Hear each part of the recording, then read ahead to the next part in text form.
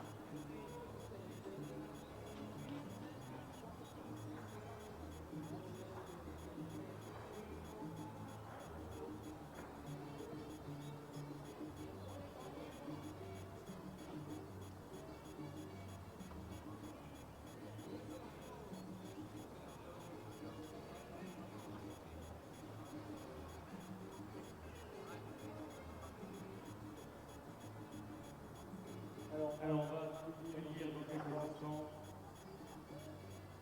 notre premier équipage. On rappelle que pas carré dans l'ordre inverse du classement provisoire suite à l'épreuve de dessin qui a eu lieu hier et avant-hier. Et donc, c'est avec le Limaria que nous allons ouvrir le club de la Belgique s'élance avec 69,17 points. Pour donner une comparaison, la tête est venue par la partie de 5 points, Laurent Pau à 42 points, 17. We've got your reverse order in this co-driving test. The first goal for Belgium is Louis Madame for Belgium. He's on scoring 79.17 for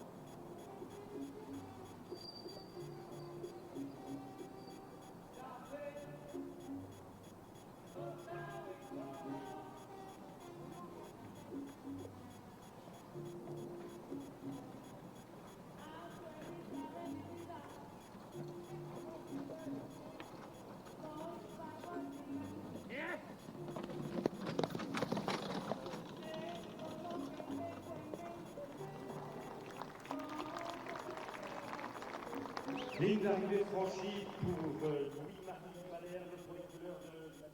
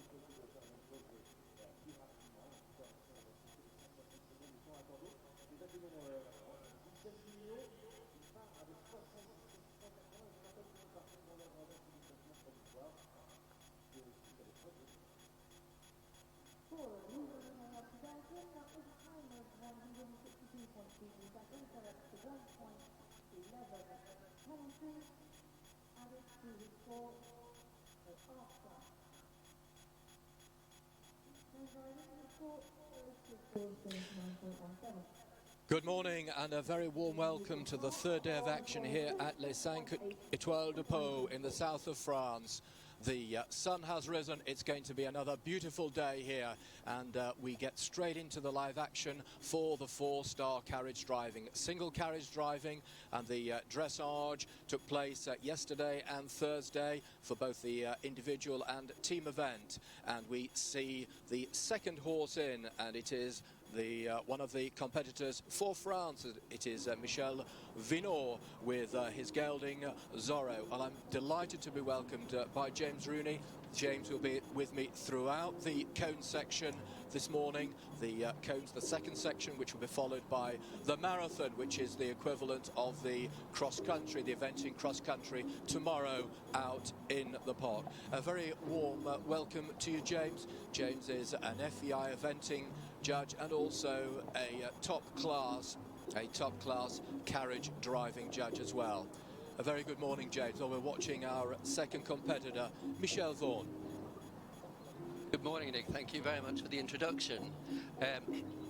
This section of the carriage driving competition reflects the show jumping for eventing. And in the arena at the moment, we have Michel Vignon, who organises an international driving at his place in Chablis.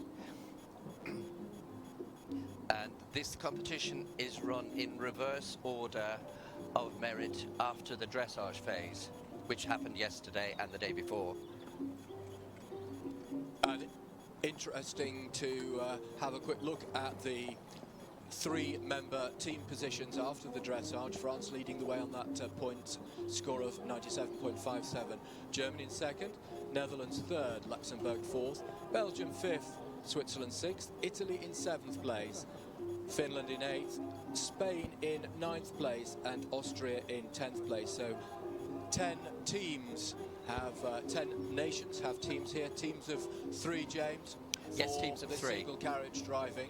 And just focusing on the, as we come back to focus on our second driver, groom and horse going around the cone section at the moment, that we have 20 cones, as we would have 20 numbered fences possibly in the show jumping section. And it is, and we have, in addition to that, two of the fences that have several actual cones to be negotiated as part of that numbered cone, and 3 penalties for knocking down a cone from any of the cones through which the horses pass.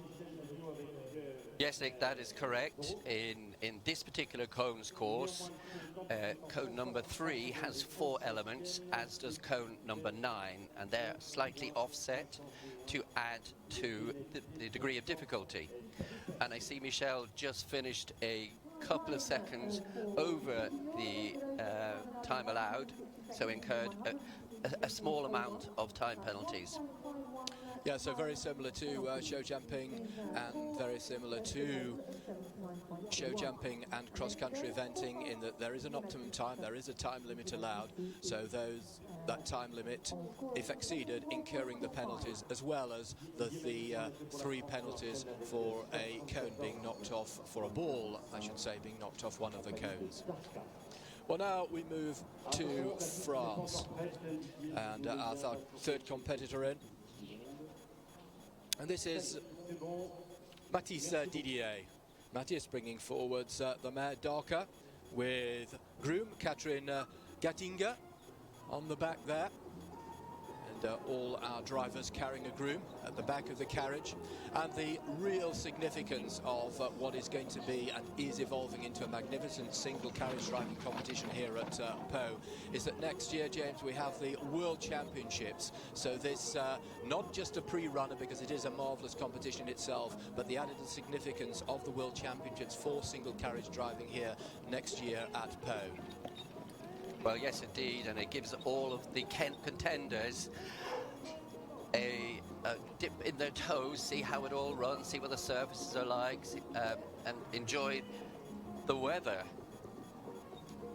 Well, we're certainly enjoying good weather now. It's a little bit mixed when we all arrived on Tuesday and Wednesday, but fabulous yesterday and fabulous for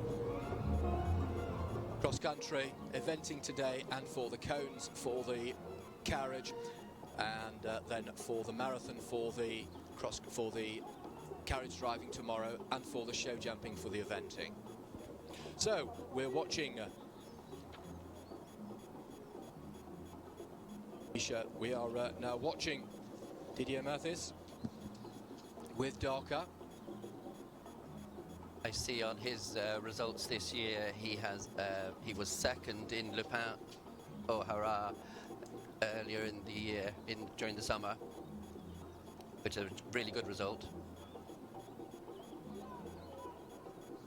And that was at the 3-star level, the 2-star level. Yes, it was 2-star level.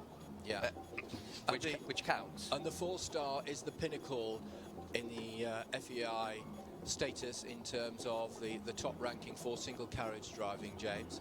Yes. In eventing, of course, everything has gone up a notch in terms of the star. So we're here now at Po, as with the other 5 top eventing competitions around the world, gone from 4 to 5-star, but 4-star still the pinnacle in single carriage driving. Yes, absolutely. It is very likely we may see a 5-star in the future, but at the moment, 4-star is the pinnacle. And we can see this horse, of the straps has come loose on the harness on the near side, the left-hand side. Shouldn't be any problem. You can see it there. It's just hanging. It's part of the breeching, which is compulsory for this around the horse's back legs. It's compulsory for singles, so the horse can balance the carriage and the carriage won't hit the horse.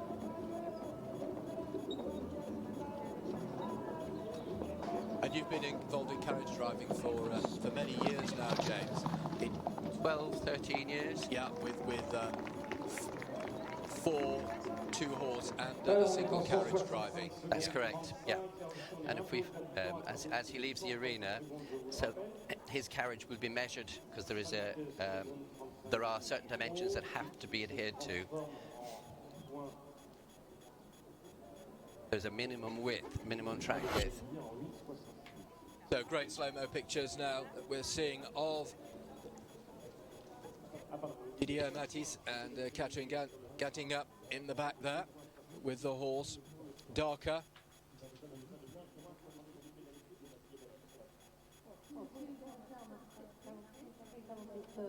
Well, just to remind you once again, if you're just joining us, you're live in the southwest, watching pictures from the southwest of France of the 4-star single carriage driving, the second phase, the cone section here in the main arena, which followed the dressage sections, which took place on Thursday and Friday.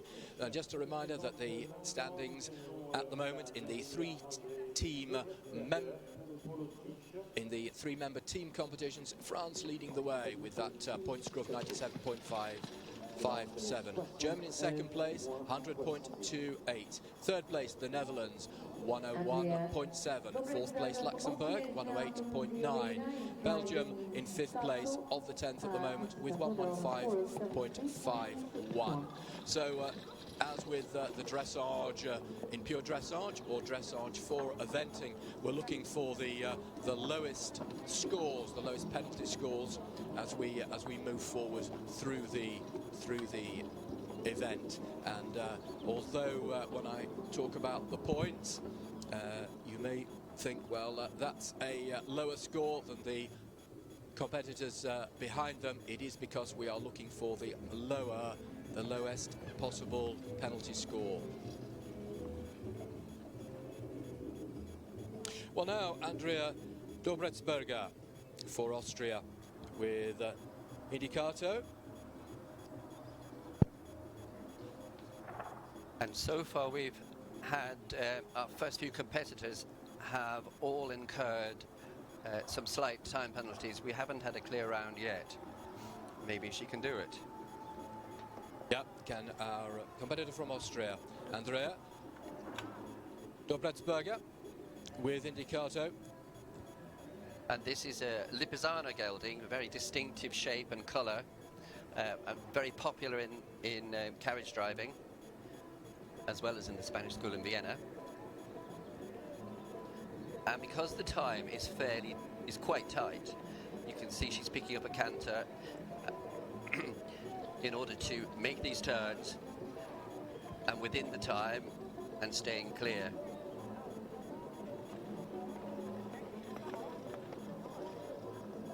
And carriage driving, something that is really on the upward curve. It certainly is, and she's having a mixed round. She's had 3 cones down so far. Horse is tucking his, he's dropping his pole and tucking his neck in and making him less easy to steer. This is a very technical course. You can see the tight turn she had there. And then she'll have another tight turn.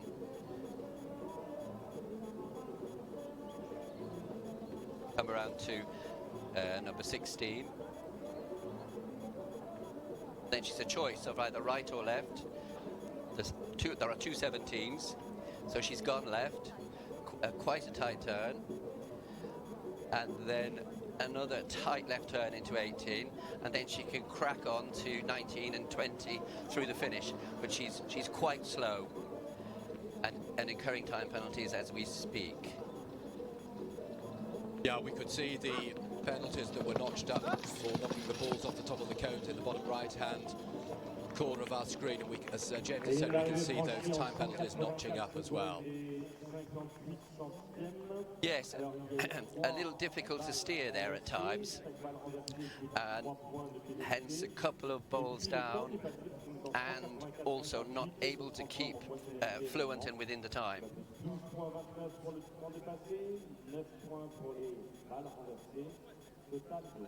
From the team point of view, yes, there are three competitors for each team, 2 to count. So there are 2 dressage scores make the total. So there's 2 dressage scores giving us the total scores for each team that I was calling out just a few moments ago. France leading with that score of 97.57, moving in to this second phase, the cone phase here in the main arena. Well, we're seeing those slow motion pictures there of Andrea Dobretsberger. Andrea, who has been in carriage driving since 1997, first with the Cold-Bloods and then with the Lipizzaners and the Warm-Blood horses, as James was saying. Well, now our first competitor for Spain. This is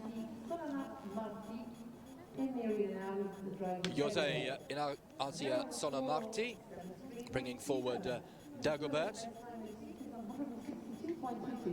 With the groom, as always, in the back there, going through the second cone. 20 cones in total numbered cones to negotiate, but 2 of those cones at numbers 3 and 9 having the 4 cones in total to negotiate. So as we would see both in eventing, show James jumping here. and cross country, it is a numbered fence, but then there can be several efforts to that particular jumping or negotiated effort.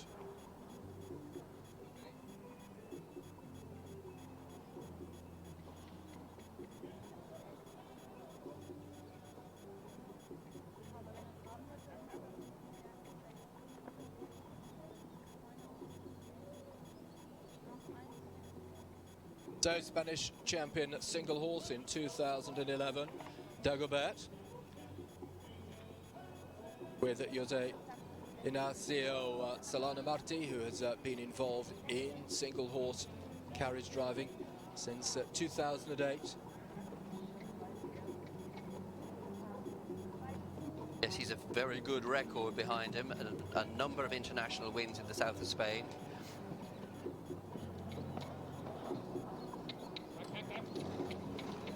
And he's cracking on here.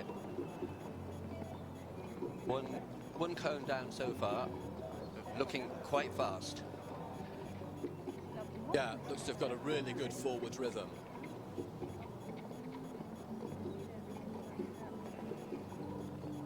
The course designer has been very clever in the questions he's asked. Yeah, our Spanish driver here is keeping up the acceleration of pace and doing some very quick turns. That was an interesting turn to the right. I think we find most people from 15 to 16 will turn left. So as of one change of rein, because every time you change rein, and he's having a little steering problems there and lost a lot of time. So again, he's had 3 balls down, and he's now incurring time penalties.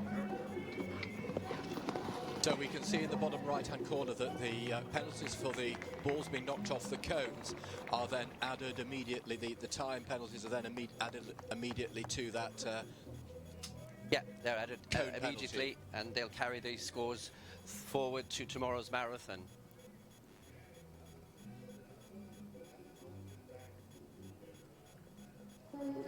The next one is coming in. And he's about to have his carriage laxal width measured by the stewards between the tribunes there. So James, this is very similar at the FAI level to horses being checked in show jumping when they come out of the arena or out of the arena in show jumping, in the show jumping element of eventing. It has the very same weighting as well. Well, Yes. now we continue with our next competitor, and our next competitor is also from Spain. This is Francis Ballester Malos with groom Alberto Mata Ballester in the rear seat. Nous restons en Espagne avec Francisco Ballester Malos. Phase A, the dressage, had a score of 73.27 with the horse Yabonero.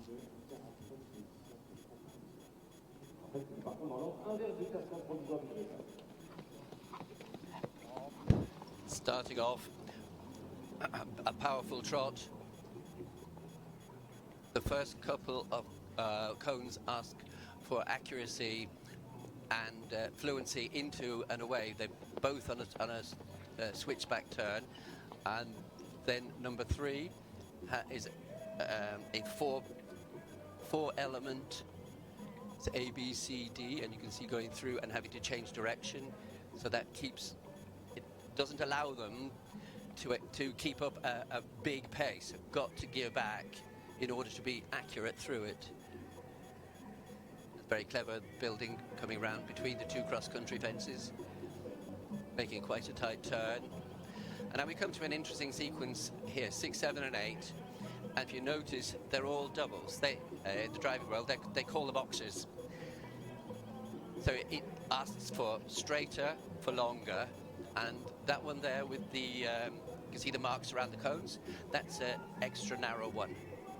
You're allowed a couple of those on each cones course. It was very smooth. Every now and then his horse turns his head to the outside, not quite so easy to steer, so it take away a little bit of the speed.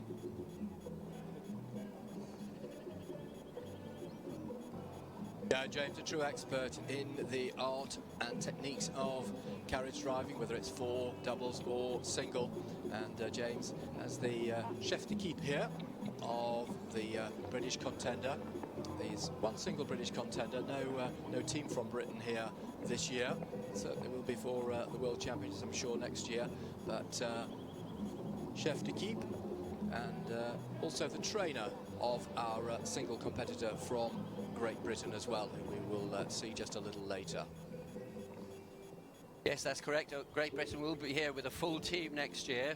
Looking forward to it immensely. And this competitor is keeping up very smooth turns, keeping the power up. So hopefully we'll stay. Well, not any more balls down. He's had one down so far, and the time looks pretty good. These last 16, 17 and 18 really slow. They have to be negotiated slowly.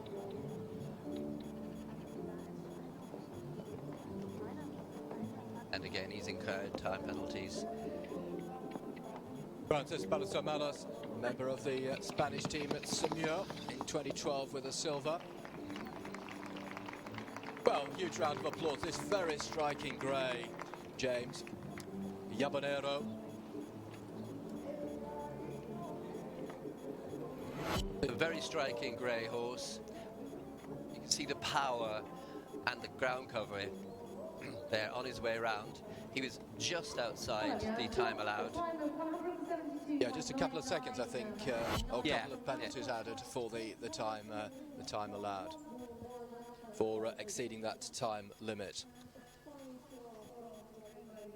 And we have our next contender, who is a Belgian, Jonathan Mewis. Yeah, Jonathan Mewis, and with two grooms on the back. One of them being Dathalba Shaman, with the horse Happy des Cerisières, another mare. So yes, he has. He's nominated two grooms.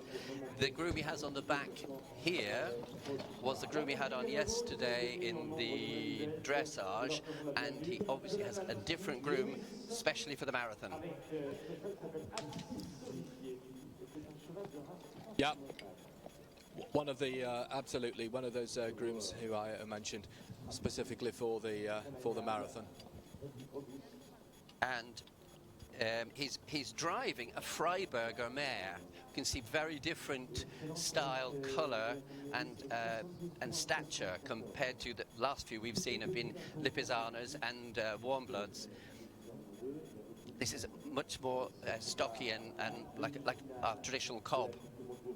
Yeah, what struck me, one of the many great things that struck me during the trot up the first horse inspection here on Thursday morning, just outside the main arena, was the wide variety of horses that are coming forwards for this single carriage driving, and it's so good to see.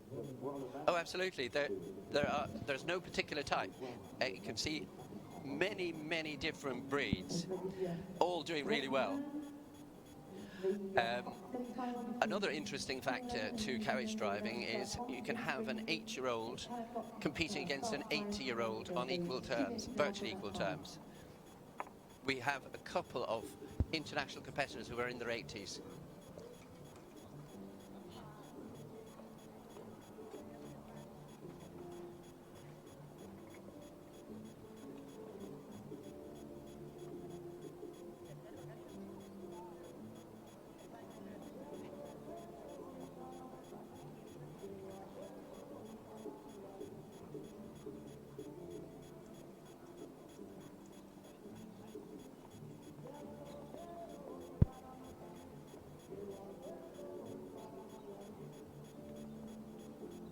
So Jonathan Mewes continuing with Happy Day Serrières.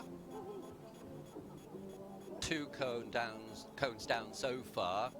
He's keeping up a great pace, and you can see his horse is a little bit smaller than the previous ones and is actually able to go quicker on the tighter turns. Also interesting, he's 15 seconds under the time. He's the first person to go inside the optimum time, but he's had 2 cones down. Yeah, that optimum time of 160 seconds. So quite something. The 2 cones are the 2 balls coming on the cones, unfortunately, denoting the total of 6 penalties in the bottom right-hand corner. But as James was saying, really sped around that course, and the fact that this is a relatively small horse was able to keep everything tight and really make those efficient moves from left to right. Well, we're seeing once again those very good pictures, and phases A plus C, 78.74, putting this combination into first place as it stands at the moment. Jonathan Mewes and Happy Day Serrières. So that carriage will have been checked when our last competitors left the ring, as James was saying just a few moments ago, and happens with all the carriages as they leave the ring at the FEI level. And we're moving on now to our next competitor from Belgium, Etienne Louez with Chianti de la Vallée, and they come forwards with a position of 38 after the first phase and a score of 72.62 in that dressage phase. Quite incredible how these horses are trained and the understanding that is built up, as in any sphere of equestrian sport. But when you see these carriage horses rein back, when you see them carry out the extended trot in that dressage arena, it is quite phenomenal that they are being asked to do this and do it so willingly and with such wonderful technique, with a carriage and driver behind them. One can see from our previous driver, who was 15 seconds under the time, why in pony singles the time allowed is tighter. They have a quicker speed than the horses, believe it or not, which is the opposite to show jumping. Very much so. Yeah, very interesting point, James. Just showing when you add cones to the equation, and that is the challenge, that the ponies are able to cope with this. And if anyone has, which I'm sure you have, seen the scurry at Olympia or in the Great Yorkshire Show Arena in Yorkshire, the speed that those little ponies get up is quite phenomenal. It is absolutely scary. Phenomenal indeed. That was very smooth through that chicane. 10 round to the right to 11, and then a 360 from 11 right to the right, heading towards number 12. Then he can crack on a little bit 13, and 14 is the other end of the arena. You'll find some acceleration.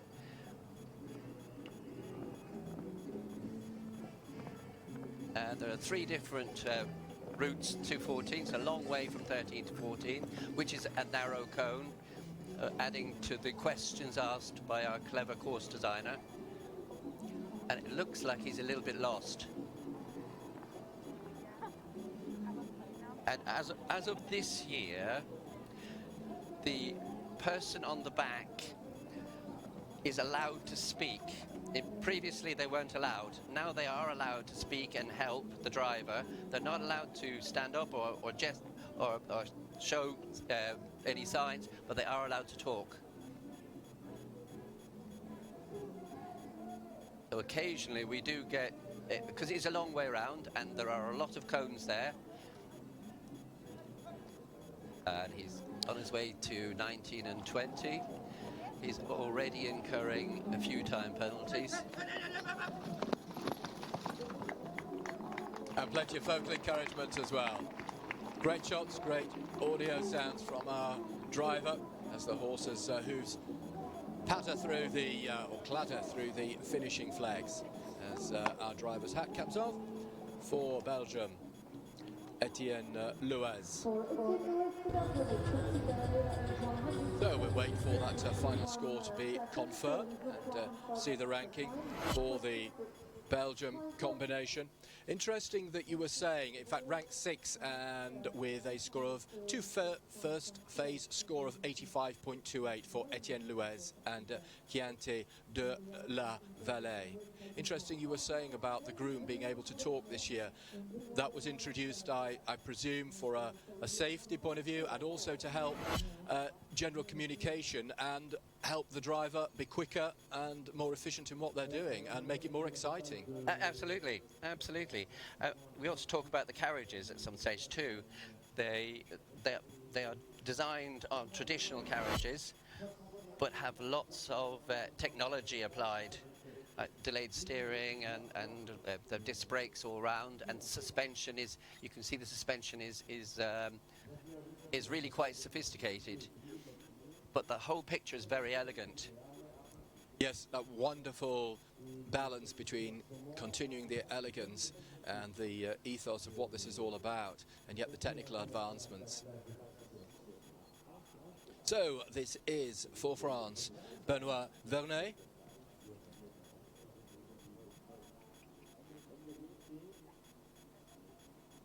Started driving at the age of 10, so started driving very young, as I'm sure a lot of these drivers do, as our riders do. Was pushed, according to Benoit, to start competing by his parents. Champion of France in 2001 with the single horse carriage. And you see, he started off with a single pony and has progressed onto single horses down through the years with a lot of really good results. 2018, he was second in Le Pain Aura, as he was in 2019.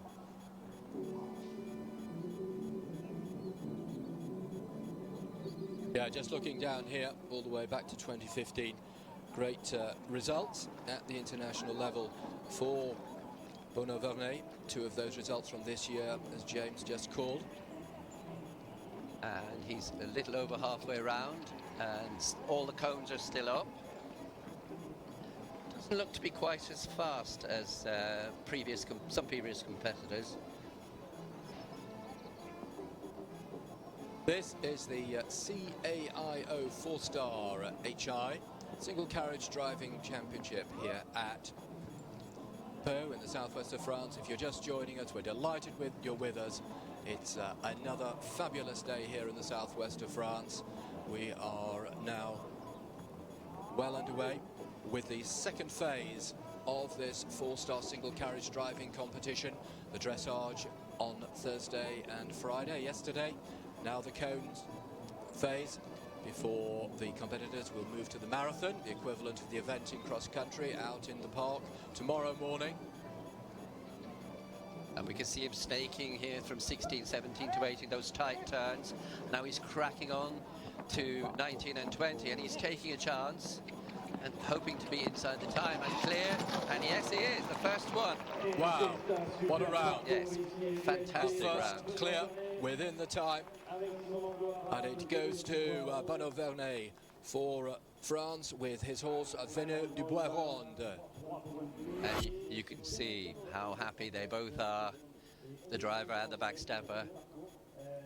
And put them into first place with that first two-phase combined score of 74.74. Benoit Vernet and Venu de Bois-Ronde, the single carriage horse, clear within the time, the first to do so this morning, going into the lead with that score of 74.74. That puts him in a great position for tomorrow's marathon.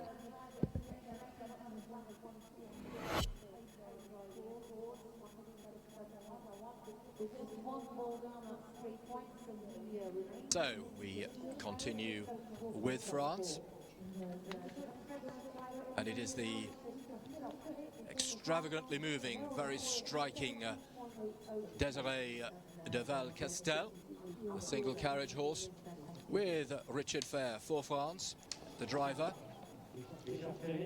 Sophie Pounet is the groom for all phases of this competition for Richard Fair.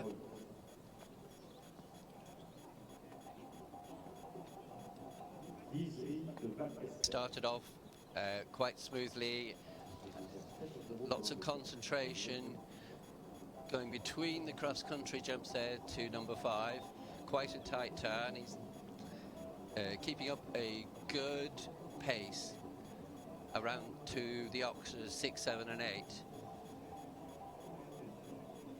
Again, this is a smaller horse, able to turn quicker. This one is particularly keen.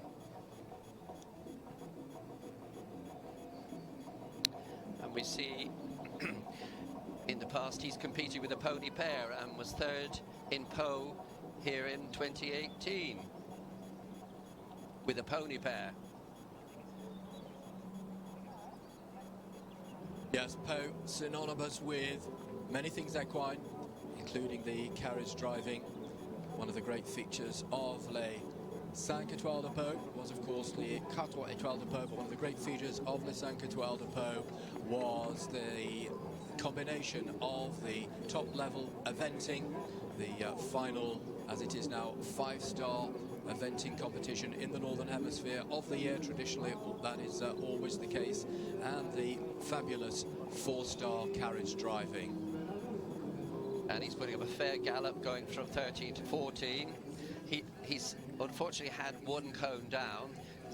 The horse isn't steering as quickly on some left turns, so losing valuable seconds. And there, a couple of seconds lost because he didn't turn to the left as quickly. That'd be interesting. He's gone left again, so he's doing 2 lefts. 16 to 17, a right into 17, then a left into 18, and he's had to slow right down. And now he can crack on again to 19 and 20. He's quite very close to the optimum time, a few seconds over.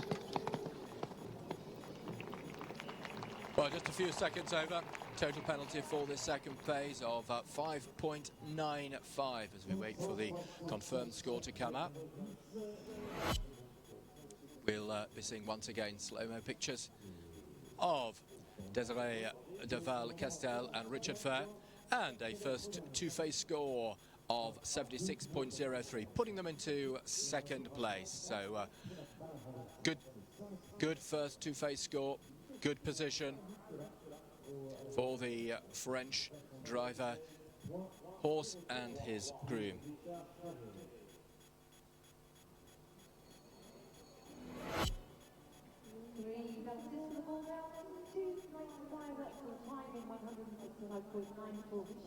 Oh, we move seamlessly on to Austria's, one of Austria's representatives, and forwards is Kurt Goslar, with Hannah Wazel in the seat behind. Kurt Goslar with Heavy, a big grey, ranks 35 coming to this second phase with a score from the dressage of 69.79.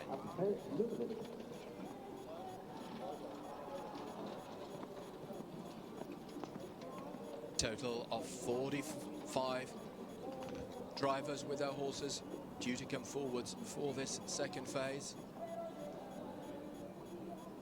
Doesn't say what the horse's breeding is, but he looks like a part Lipizzaner, a full Lipizzaner to me.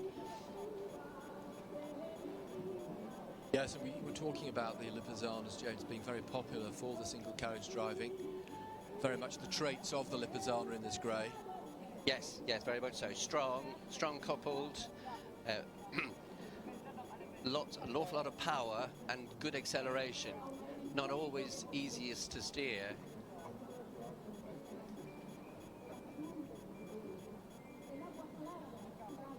Coming through C, which he's had down in code number 9. Yes, we can see the ball coming off the top of the cone there. Just got the line slightly wrong, but he's cantered virtually all the way. So he's keeping up a good rate, and the turns are very slick. Keeping the rhythm, keeping that forward movement in the turns, as James was saying. Some horses can pick up a big trot and do a big trot, no cantering, and be as quick because of the turns. We try and teach them to do changes, keep it quicker. Yeah, his turns are very smart, losing no time at all. Will he go left or right? Yeah, my preferred route, left. Then he's got a left turn into 16, and for me, a left turn into 17. Yeah, and then right into 17, then left into 18. Every time you change the rein, you lose power and you lose seconds. Kurt Gosler started driving in 1990, started as pleasure and introduced to competition by Herbert Schertz. You can hear the vocal encouragement once again. Another really exciting finish, this time for Kurt Gosler. Well, heavy. Well inside the optimum time, but 2 cones down. So the 6 penalties, denoting those 2 cones down, those balls coming off the cones as James was calling. So 75.79, the combined dressage and cone face score for Heavy and Kurt Gosler, putting this combination now into 2nd place.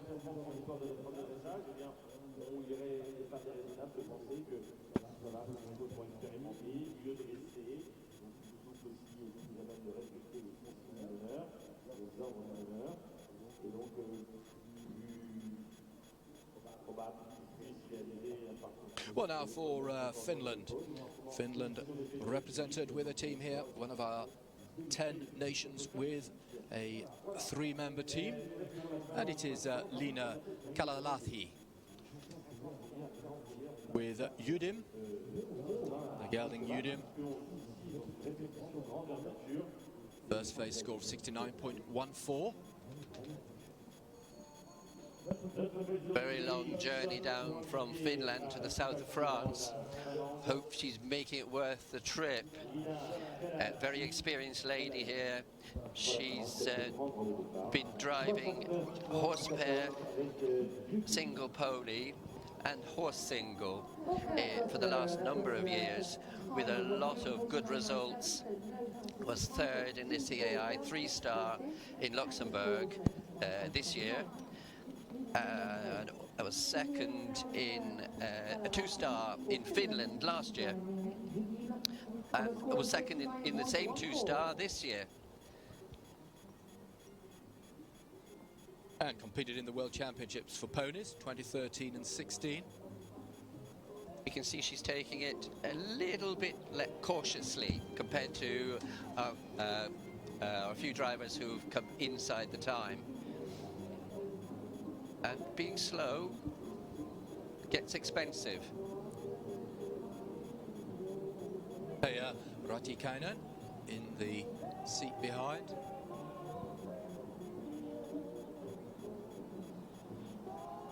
Negotiated the 3 oxers. Now she's got a 9 A, B, C, D. Keeping up, actually she's increased the rate now. She's keeping up a better fluency and balance.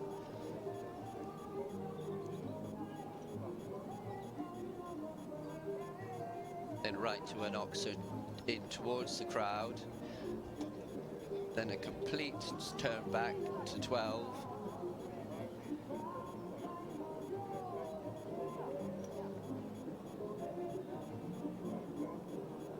And now she can really accelerate all the way up the arena to 14.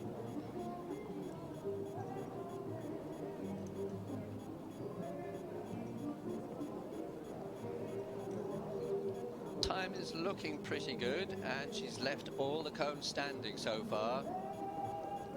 She's got about 40 seconds to get home inside the time. Again, it's an agile not quite so big horse, so can turn very easily.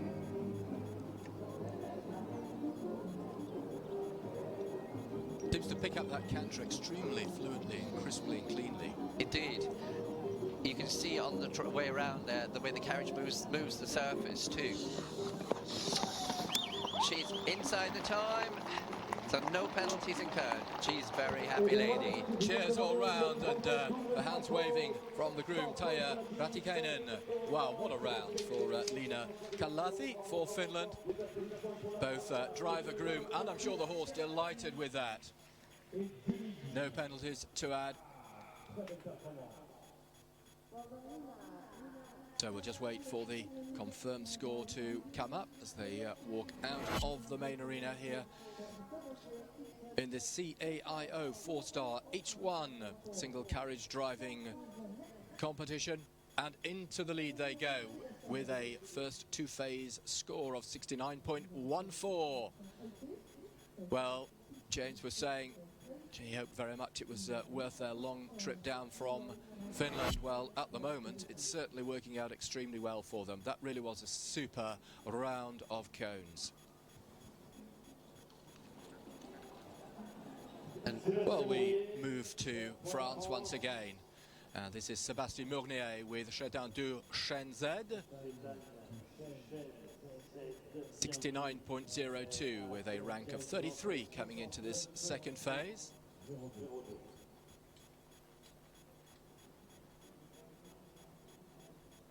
And Sebastian has a long list of international experiences.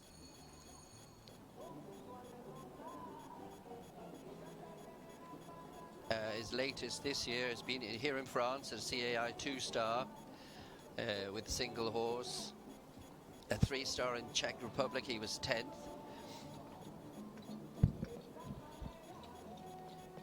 And he was 5th in Saumur in France, CAIO 4-star last year. And 10th in Valkenswaard.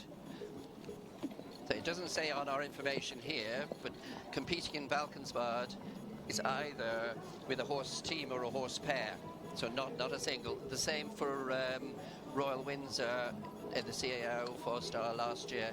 He was 5th, either in a pair or a single. We don't have that information. Sorry, not a single, a pair or a team. He's doing a pretty good job on a single too. Doing a marvellous job. Yeah, 4-in-hand driver at the top national level and international level since the end of 2012. So very much a top competitor across the board of carriage driving, and one of those cones coming down previous fence. That's a real shame. Bobbled off, that ball just bobbling off. 3 down in the bottom right-hand corner of your screens, denoting that that cone has come down. He's negotiating the chicane, and the horse is losing a little bit of power and a little bit of confidence there. So he'll need to pick it up and crack on again.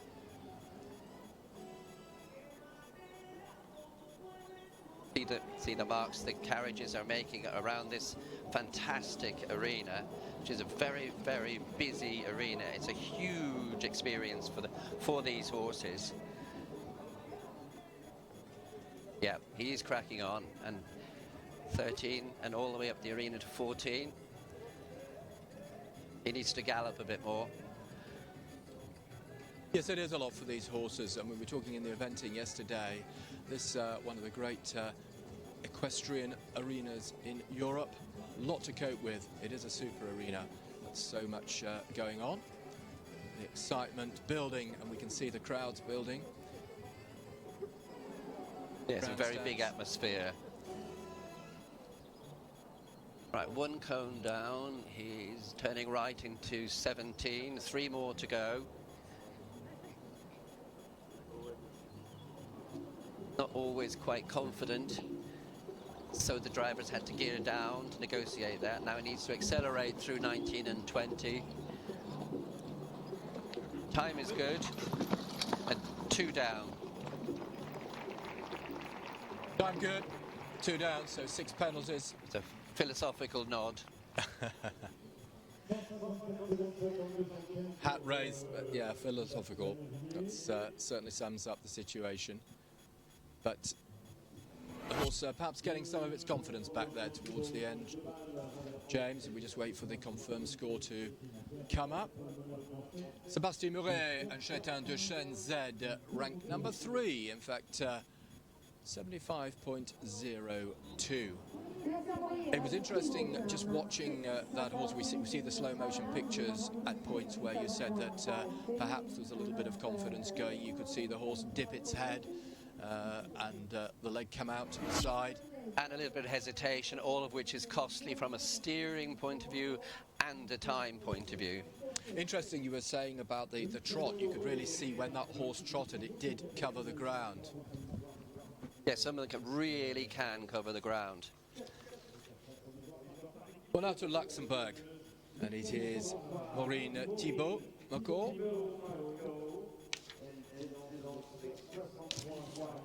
And Thibault will be in the back seat. Yes, talking to Maureen yesterday, her horse struggled a little in the footing for the dressage, and her rein back was a little bit of a disappointment because the horse wasn't able to push back as much as she'd like. So she's here giving it all she can with that big trot today. Yeah, that dressage out in the park in the specially designated dressage arena for the carriage driving on grass. And that's where they're warming up this morning for this class.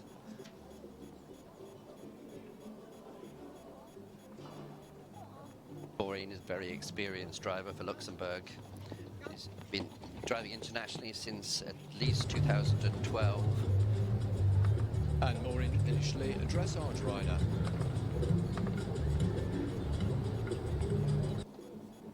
Maureen and her husband began driving with their children's Haflinger pony in 2005. And here she's driving a Dutch warm blood. He looks more of a riding horse than a driving horse. Yes, you can see the former dressage riders' liking for this horse. You could, I mean, he looks magnificent in front of the carriage. You could see him as well doing a great dressage test. It would could indeed. See the balance and the flying changes there into the Oxford 8. It's very impressive. And she's keeping up a good pace. A 9 ABCD. Wonderful rhythm in the trot. Yeah, big power. She's thinking, looking ahead. The vocal encouragement as well. Well, that is the thing. It's one of the means of communication with the horse. Obviously, you're not sitting on it, so you can't feel with your seat and your legs. So you need another form of communication, and the voice is primarily one. Key in carriage driving.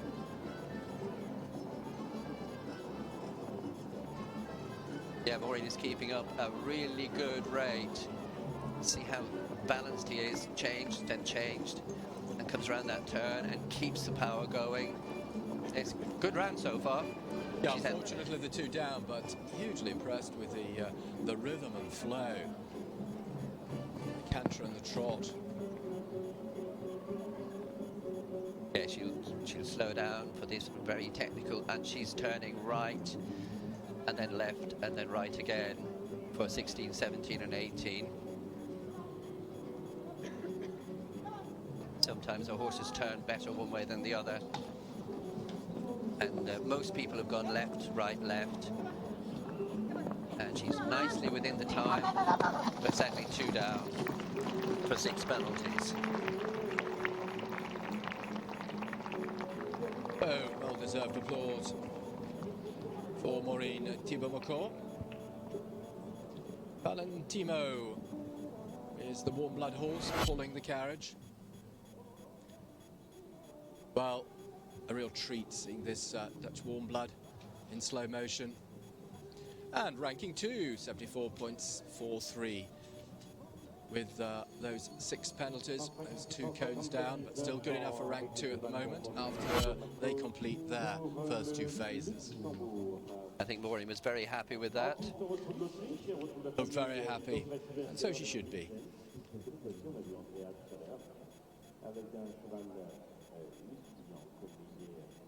Well, now back to Austria. Austria in 10th place, coming into this second phase, cone phase, after the dressage. Austria as a team on a score of 138.22. As James was saying earlier, 2 scores from the dressage counting to give us the team score. So it is Vincent Dobretsberger. We had Andre Dobretsberger earlier on. And he's a recent convert to driving, having been a young rider eventing. Has a few international scores under his belt. It's great to see the younger drivers coming through. Yes, as in any sport, they are the future.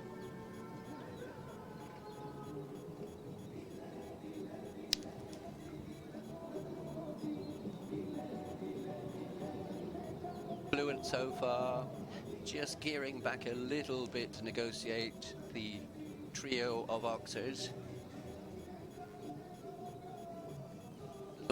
He doesn't need to hang around much, he's got to keep the pace up.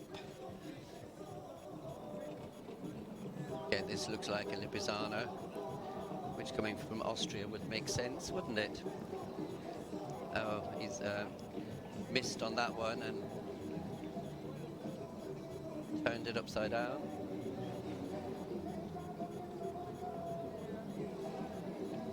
That's a good, fluent, powerful canter. See the acceleration the horse has got. He'll crack on a little bit through 13 and then gallop up the arena for 14. Yeah, here we go. He's making sure he's going to stay under the time allowed.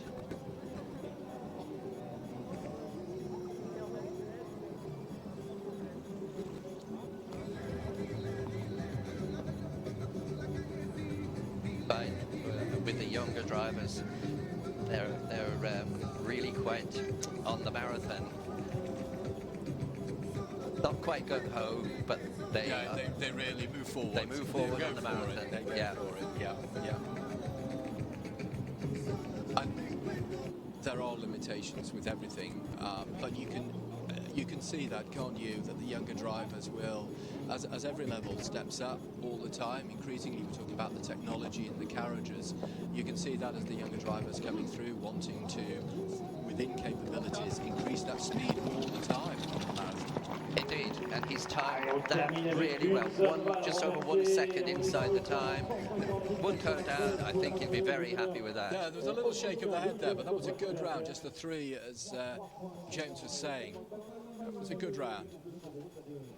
Ray Lipizzaner. Just showing the agility of these horses. And these are not ponies, they are big horses. From left to right, forward, slowing down. Well, rank 2 for Vincent Dobretsberger with Conversano Scalo.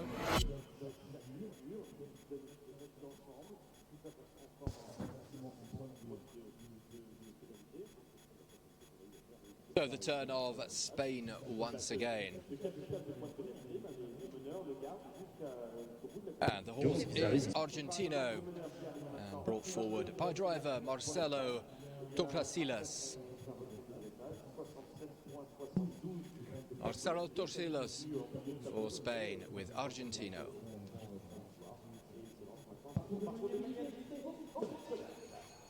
They were 30th. They are 30th as they get underway in the cone section with a first phase score of 67.72. So he's been driving internationally for at least 10 years, so quite an experienced driver. one place goes down to a score of 71.43 penalties. Looking, the horse itself looks more of a warm blood. Driving Argentino. There are also 67 Results this year at the two-star level in Spain, and also at the three-star level in Le Bain de Arras here in France. See on the carriage, he's got some very big lights, lamps, and they used to be compulsory. They're not anymore for the cone section. They are compulsory for dressage, keeping up the tradition. Again, another very impressive horse, James. Indeed, very. Keeping up a really good rate of knots, and that big trot through the 9 ABCD. Sometimes, like there, when a horse offers too much, he loses a second because he needs to be corrected again. And as a consequence, he's had a couple of cones down. The horse is offering so quick, the driver has to react even quicker.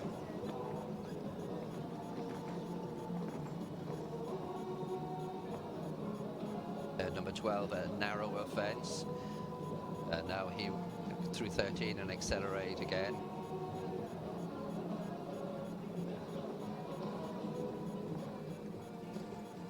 Total 45 competitors coming forwards for this single carriage driving competition here at the four-star level, the top level of the sport, and a big increase in entries compared to last year, James, which is fantastic. Oh, it's absolutely wonderful. We've got some of the best in the world here, all competing here for a test event, but a CAIO four-star. There haven't been many of them at single horse level in the past. So it's a real pleasure and privilege to be here. It's having a little steering issues there in those very tight turns to 16, 17, 18. The time will be tight. He's had 4 cones down, just inside the time. Yeah, just inside that time of 160 seconds, but a few cones down. So with 3 penalties for each of those cones down, total of 15 penalties for the Spanish combination of Marcelo, Torsilas and Argentina.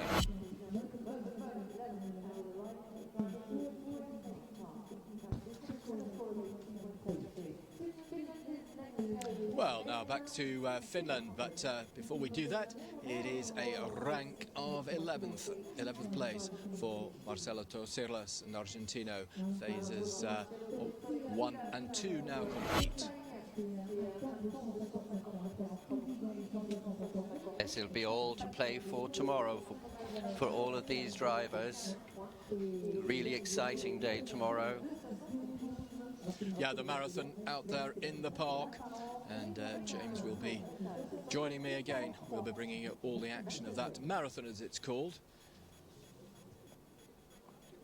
Yes, it's the driving equivalent of the cross-country phase, which we have in the 5-star eventing here today. We do later on today. First horse due out of the start box at 2 p.m. And what an afternoon of eventing of cross-country we have in store, with Tilly de Cursa leading the way with Britain's Tom McEwen in the saddle after the dressage. So now we are with Finland, and it is Ben Simonsen with Ragiogo, mare Ragiogo. And just out of interest, James, do you see differences for this specific sport between the mares and the geldings? In general competition, we know that a lot of the mares can be absolute geniuses. It's just tapping into it and getting them to perform. It's not always the case, but sometimes. And we see an awful lot, of course, in polo of mares who are extremely adept at the sport of polo. What about single carriage driving? Probably not so many. Yes, there are a few really good ones, but probably more geldings and the odd stallion than mares at the highest level.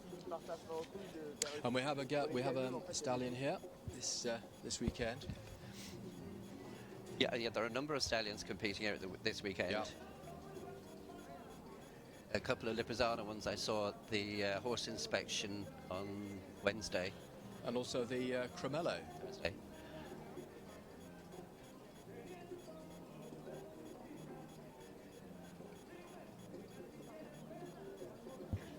So clean sheet so far for the Finnish combination of Ben Simerson and Roy Giogo. And he's not losing any time. His turns are good so far. Through 13, accelerate up to 14, which then they have to balance for because it's one of the narrower fences, so they've got to be very accurate fences, cones. And he opened the horse up, and the horse wasn't quite so willing to close down again, so lost some valuable seconds. Left turn, my preferred route. Essie Forsell sat in the seat behind. 16 and left, then right into 17. And then left into 18. The horse is struggling a little to keep up. They're losing the power there. So some valuable seconds ticking away. He should be okay for the time, but one cone down.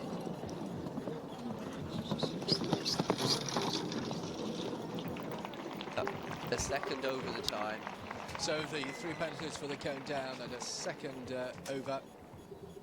So 3.42 penalties in total for Ben Simerson and Roy Gogo.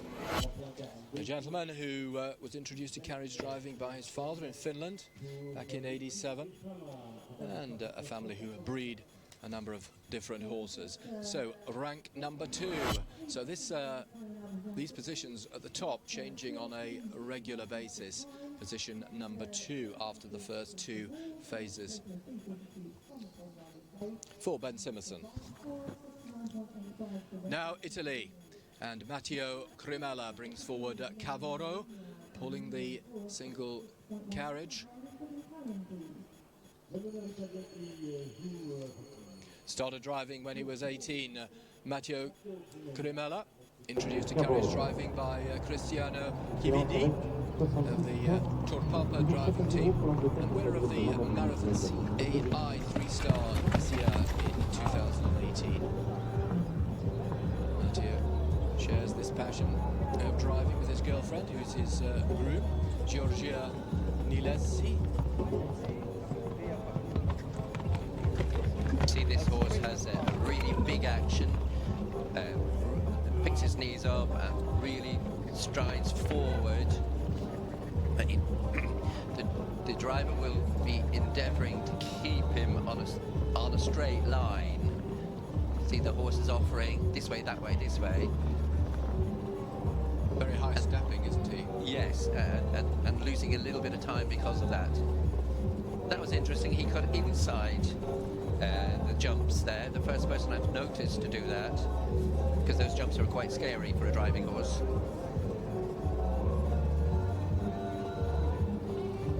Negotiating Oxford 7, which the horse wasn't altogether happy with, and headed down.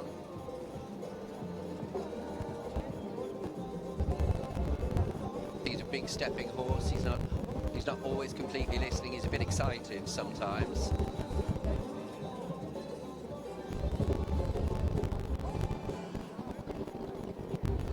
That was a bit better.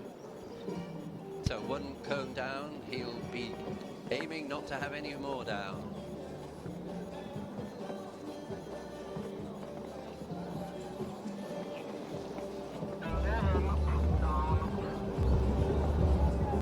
Every now and then the horse takes a bigger stride and puts himself slightly out of balance. and less easy to direct. This is one of the tests here. You open the horse up on the gallop between 13 and 14, and then is to have the balance and the positioning for a tight turn afterwards and leave all the cones up. A left turn, and I imagine then he'll go left to 16, right to 17, left to 18. But what do I know? He's gone right, and then left into 17, and then right into 18. Time should be okay. He's had two cones down for 6 penalties so far. Now he's going to have a little time penalty or two. Just over the time for Matteo Cremello and Cavallo, Giorgio Nilassi. They're in the groom seat. So 7.38 the penalty for the Italian team. Slow-mo pictures of this extravagantly moving gelding, the chestnut Cavallo. Wonderful picture in the trot there. And as we see those pictures in the trot, rank number 4 into the 4th place. Matteo Cremella and Cavallo. You can see by those pictures, by the big extravagant horse isn't always that easy to control and direct. Well, we stay, or we continue now with France, and this is François Dubois with Schnapp Dubrecht.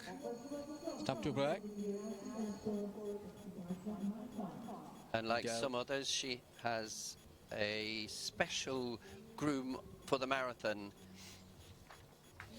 Yeah, 2 grooms, Alice Poula and Jacques Dubois. 2 grooms for Françoise Dubois. Looking at her record, she won the CAI 3-star in Pau last year. She must be one of our hot tips for this competition. She was also 3rd in Semur 3-star 2019 and 7th in Le Pin Ora, all in 2019. So good form this year. Very good form. And here we have another interesting horse. You can see the action of this horse, completely different to the last competitor. It's more like a riding horse, much flatter but smoother across the country. Not sure how her time is going. It looks to be a little more relaxed. Yeah. 60 seconds so far. A little more relaxed. This can be deceptive. See the way his balance is changing there, keeping up the momentum through the that. Consistency of it, maybe, James. Yes. And the if we can call it the flatter movement, enabling our driver to really turn the horse very quickly. It's very smooth, isn't it? Very smooth, yeah. And that way, it could be very deceptive. Yeah. Because it looks so smooth and easy, and very, very obedient.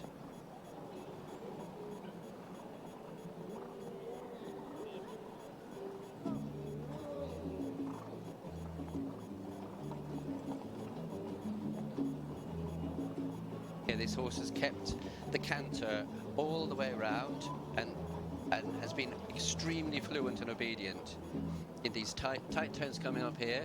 Will she go left after 16? Yes. Then right into 70. These are all very, very tight. Yeah. And then left into 18. Her time looks really good. Yeah, consistency really to the fore here with this team. And she's left everything standing. This is a masterclass in a cones round. It looked easy. Made it look easy, but it was anything but it was a masterclass. Nothing to add for time, nothing to add for penalties, clean through all those cones. What a super round from the French team of François Dubois, Elise Boulet in the groom seat, and the horse Schnapp du Brech. So we'll just wait for the final scores to come through. Yeah, in the first place with a first two-phase score of 65.95 for François Dubois and Schnapp du Brech. We see slow motion pictures of this horse and driver who gave us a super treat on how to really undertake a single carriage driving cone phase.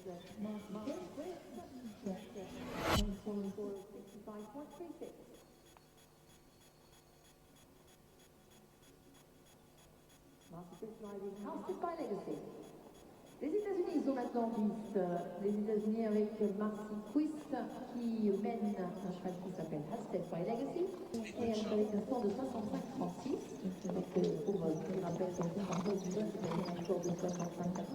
This is our single visitor from the USA, Marcy, who's based in Germany. Driving a Hackney mare. And this is a really, really compact, quick mare, and so wants to please. I've watched Marcy a couple of times this year. Yeah, the Hackney mare, synonymous with carriage driving. Marcy Quist with Holstead Legacy. 3 grooms for Marcy Quist, the sole representation for the United States of America, as James was saying. Henning Lemecq, Daphne White and C.D. Kellogg, they are the 3 grooms for the 3 phases for Marcy Quist. Yes, and I know that Henning actually runs a CAII in Buhl in Germany in around about June time every year. Yeah, Marcy driving a Hackney, iconic British driving horse.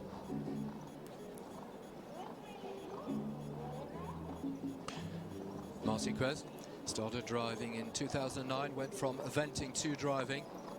In fact, started driving her eventing horse. As one does. We can see as well, unlike the last horse who cantered all the way, Marcy has a big trot most of the way. Be very interesting to see how close her time is. By doing a big trot, she can turn very quickly. Craig Kellogg, one of her grooms, is her trainer. In fact, loves all things equestrian, eventing, Western riding, amongst other equestrian participations for Marcy Quist. Clean sheet so far through those cones.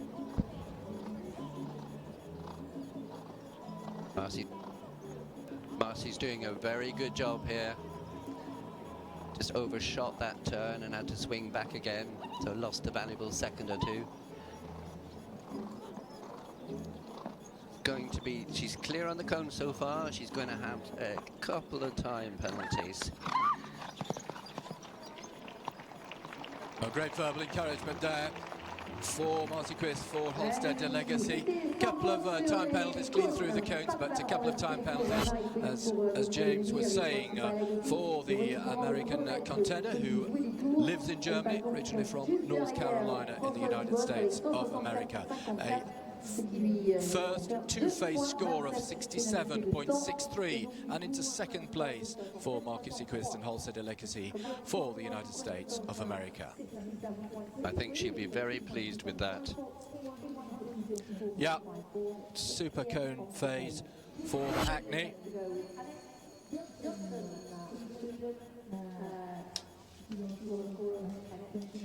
And we move to Sweden.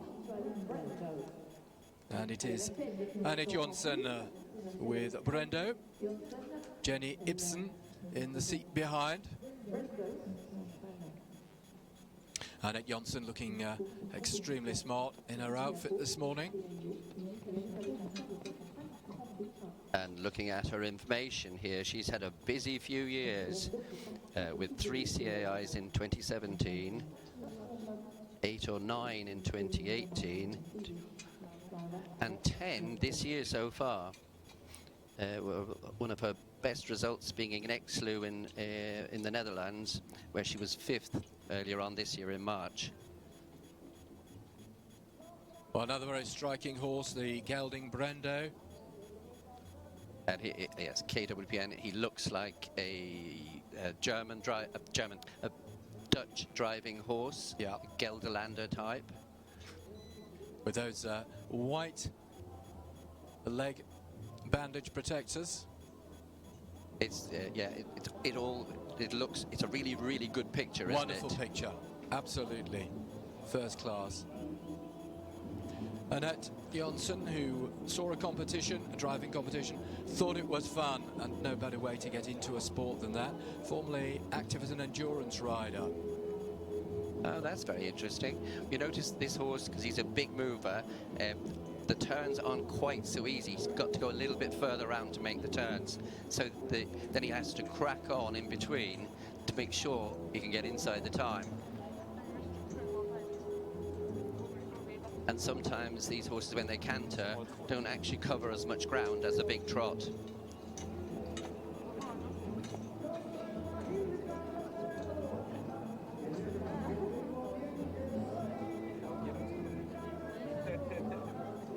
So she's had 1 cone down so far.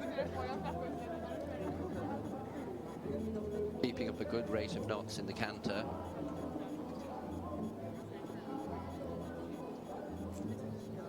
Had to play that one quite cautiously in order to get this turn. So you can see she's not quite as fluent as Marcy was. But a striking horse.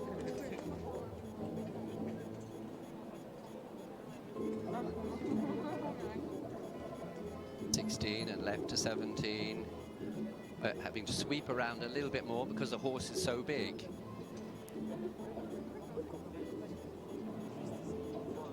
So it takes that a little bit longer to go through all of those. It's coming to the 19th, the second last, with 1 cone down.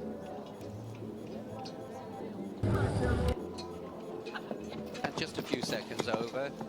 So that's a good round. That was a good round. So Annette Jonsson just allowing the Gelding Brendo to go forwards to canter after that final obstacle through the finish. Well, certainly with perhaps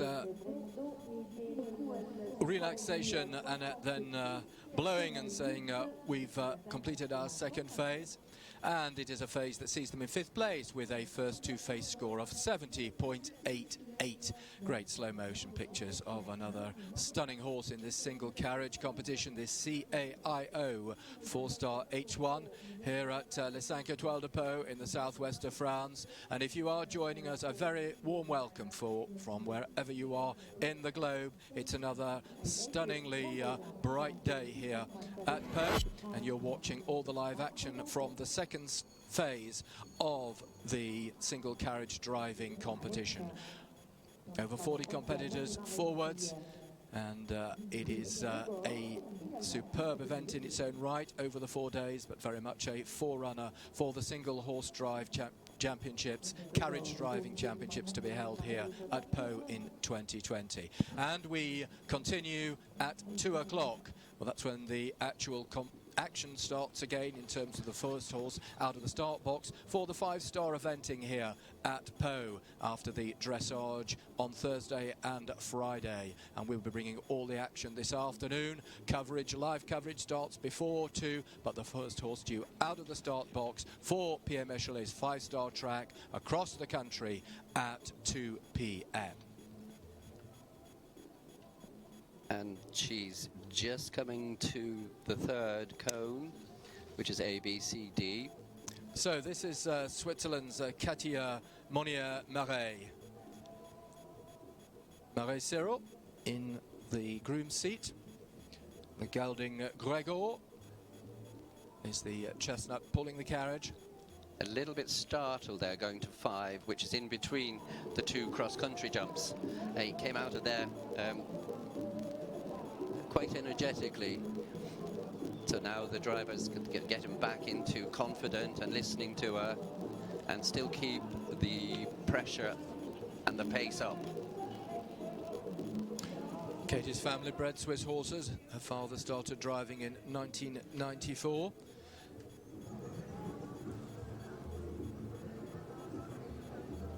Katia, the wife of Swiss international four-hind driver Cyril Marais. And Cyril is the gentleman in the groom's seat. Wonderfully turned out again.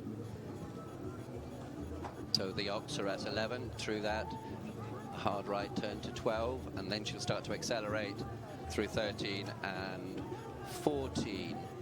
And then the technicalities come in, sharper turns.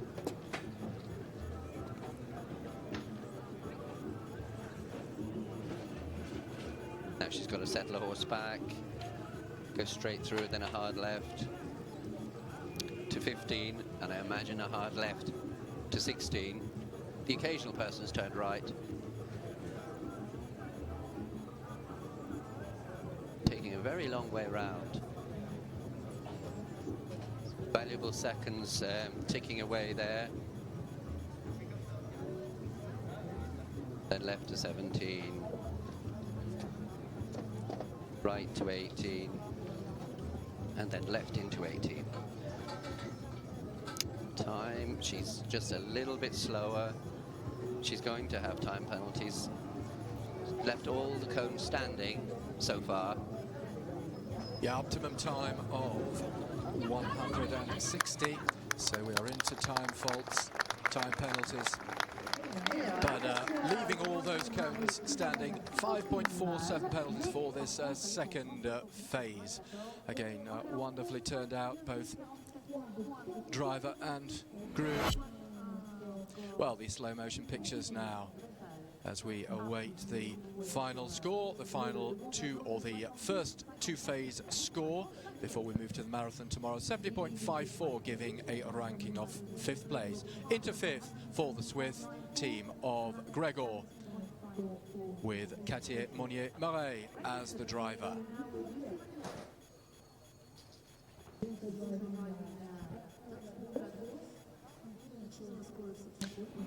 Well, we move to the sole representative for Great Britain, and it is Lucy McGill with Zorano, and Nick McGill is in the groom seat. Lucy McGill, trained by my co-commentator here in the booth, James Rooney. Yes, indeed, this is another Gelderlander, who you can see by that big swingy trot is really keeping the pressure up, and he can be a little proactive. So Lucy's been very determined, saying, "Come on, here we go." See that good big forward trot covering the ground. A very impressive horse. And these sort of horses, not that easy to ride. They're so big and bouncy and expressive in their trot. And Lucy's had a cone down, just tipped the first Ox at 6. Here she comes to the chicane at 9, A, B, C, D. Very smooth so far.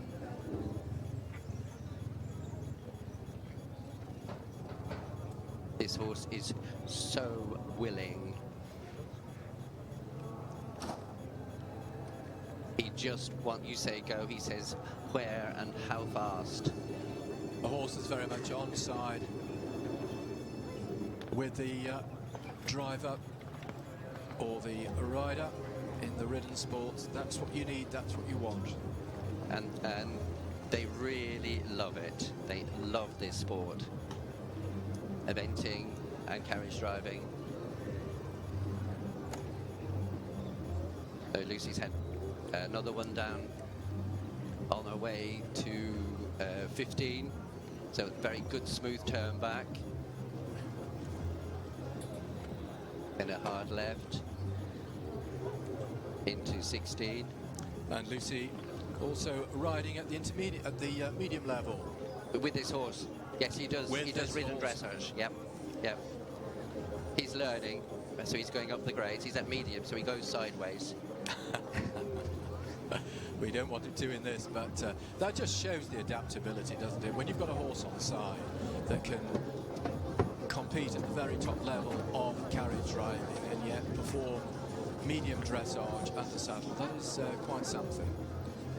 Yes, it's brilliant, and it actually helps develop the horse for both things. Well done, Lucy. Well, richly deserved applause for Lucy McGill with Zorano for Great Britain.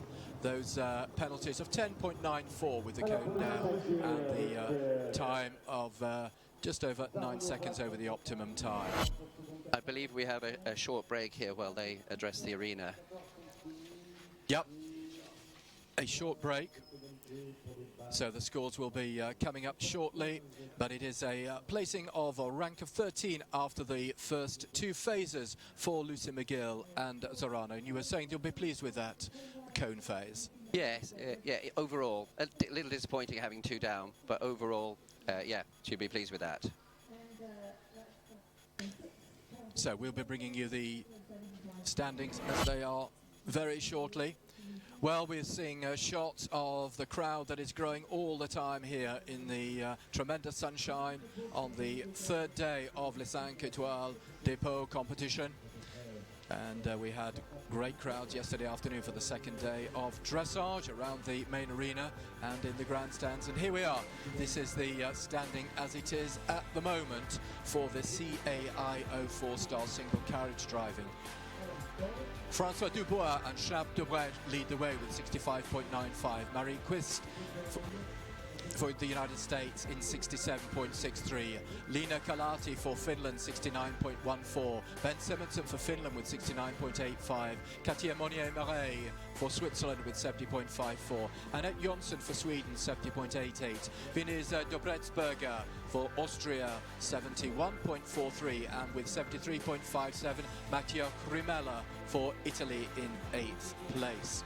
Then in 9th place, Maureen Tobier and Maureen Thibault-McCaw for Luxembourg, 74.43.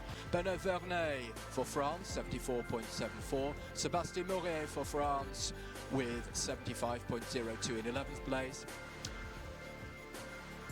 Kurt Gosler went heavy, 75.79, and then we moved down in 16th place to Michel Vino and Zorro with 79.31. 17th place, Louis-Marie Malheur for Belgium, 80.28. 21st place, Etienne Louez for Belgium, 85.28. And then for Austria, Andrea Dobretsberger with Indicato on 94.90. Well, why not join us in another 10 minutes for more great single carriage driving action here at Les 5 Étoiles de Pau. Nick Woodsing will be back with you very shortly.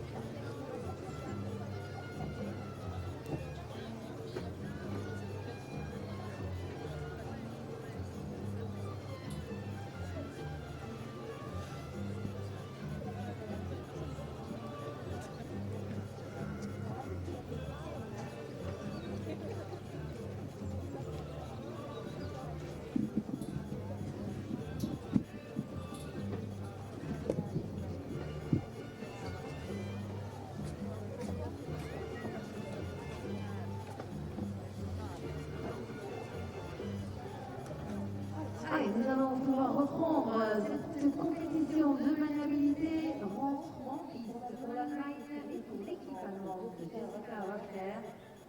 Jessica qui mène à l'île. Elle a un score de 64-30 et est 22e au provisoire. She's driving second in dressage. Germany is ready to go with Jessica Wachter. She's driving à l'île. A very warm welcome back to Les 5 Étoiles de Pau here in the southwest of France, and you're watching live coverage of the second session of the cone phase of the four-star single carriage driving competition. Four-star driving at the very top level of the sport, alongside the five-star eventing here over the 4 days at Pau. Well, the first into the arena for this second session of the cone phase, the second of the three phases, that being the dressage, the cone phase and the marathon. We're now watching Jessica Wachter with her single horse Aldine the mare. And as you start to watch, you'll see, for those of you not familiar with the carriage driving format, this second phase of the cones means that we have those balls on top of the cones that, if they are displays, will give a penalty of 3, and the time allowed to go around this 20 cone track is 160 seconds. Well, I'm delighted to be joined once again by James Rooney, who is an FEI steward for both top-level eventing and for four-star carriage driving. A very warm welcome back. James. Thank you very much, Nick. Here we have Jessica, who is a very experienced and successful driver. This year she drove, and she is the current world champion young horse at 6-year-old and 7-year-old. Very accomplished lady indeed. Doing a good job so far with another mare, Nick, a Dutch driving horse. And so far she's had 2 cones down. Yeah, already on, in fact, 9 now. So 3 cones down so far, 12, so 4 down. We can see the mare is offering a lot, but she's very quick, and sometimes coming off the line the driver is asked to, and in that instant the ball goes. Well, just to correct myself, James is of course a top-level eventing judge. I said steward and then judge, of course. There's that big trot I was talking about earlier. If they can maintain that, they can very often do the optimum time, or the time allowed. We're blessed with the bright sunshine of a lovely warm morning. Quite amazing.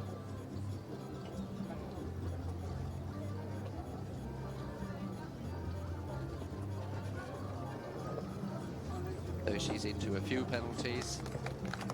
And as they go through the finish, the total penalty is 15.73, the cones down. Then with the time added to that, optimum time of 160. Slow motion pictures, as always, from our great broadcasting here at Pau.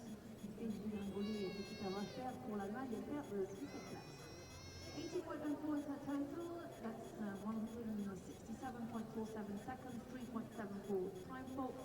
12 faults for the balls down for Jessica Wachter for Germany. Italy now in the arena with Luca Casotana.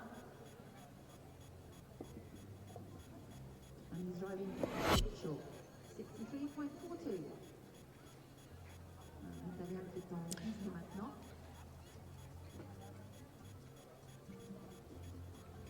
And now we are with our next Italian competitor, Luca Casotana, with Capicoso, the Entar stallion, with Nicoletta Tini as the groom.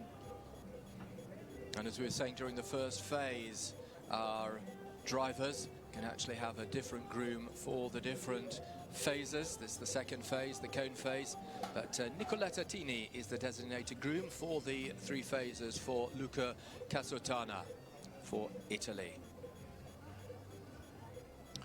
second place in the Italian Championships with the ponies in 2013, Luca Casatoni. And as we see with the ridden disciplines, so many of our top level competitors come through the junior, young rider and ranks, then into the seniors. Started equestrian sport when he was just 8, and at 18 started show jumping. And we've already seen a number this morning who have come through the eventing, dressage, show jumping ranks, and indeed our British competitor who continues to undertake dressage at the medium level with the wonderful horse that she has here in this 4-star driving championship. But it is the turn of Luca Casatona, and continuing with a clean sheet as it stands at the moment, James. Yes, indeed, and he'll be hoping it'll stay that way. See, Luca's quite an experienced driver. He's competed internationally with a single horse many times, single pony and a horse pair. So he's quite accomplished. We'd be expecting, and he'll be hoping for, a clear inside the time.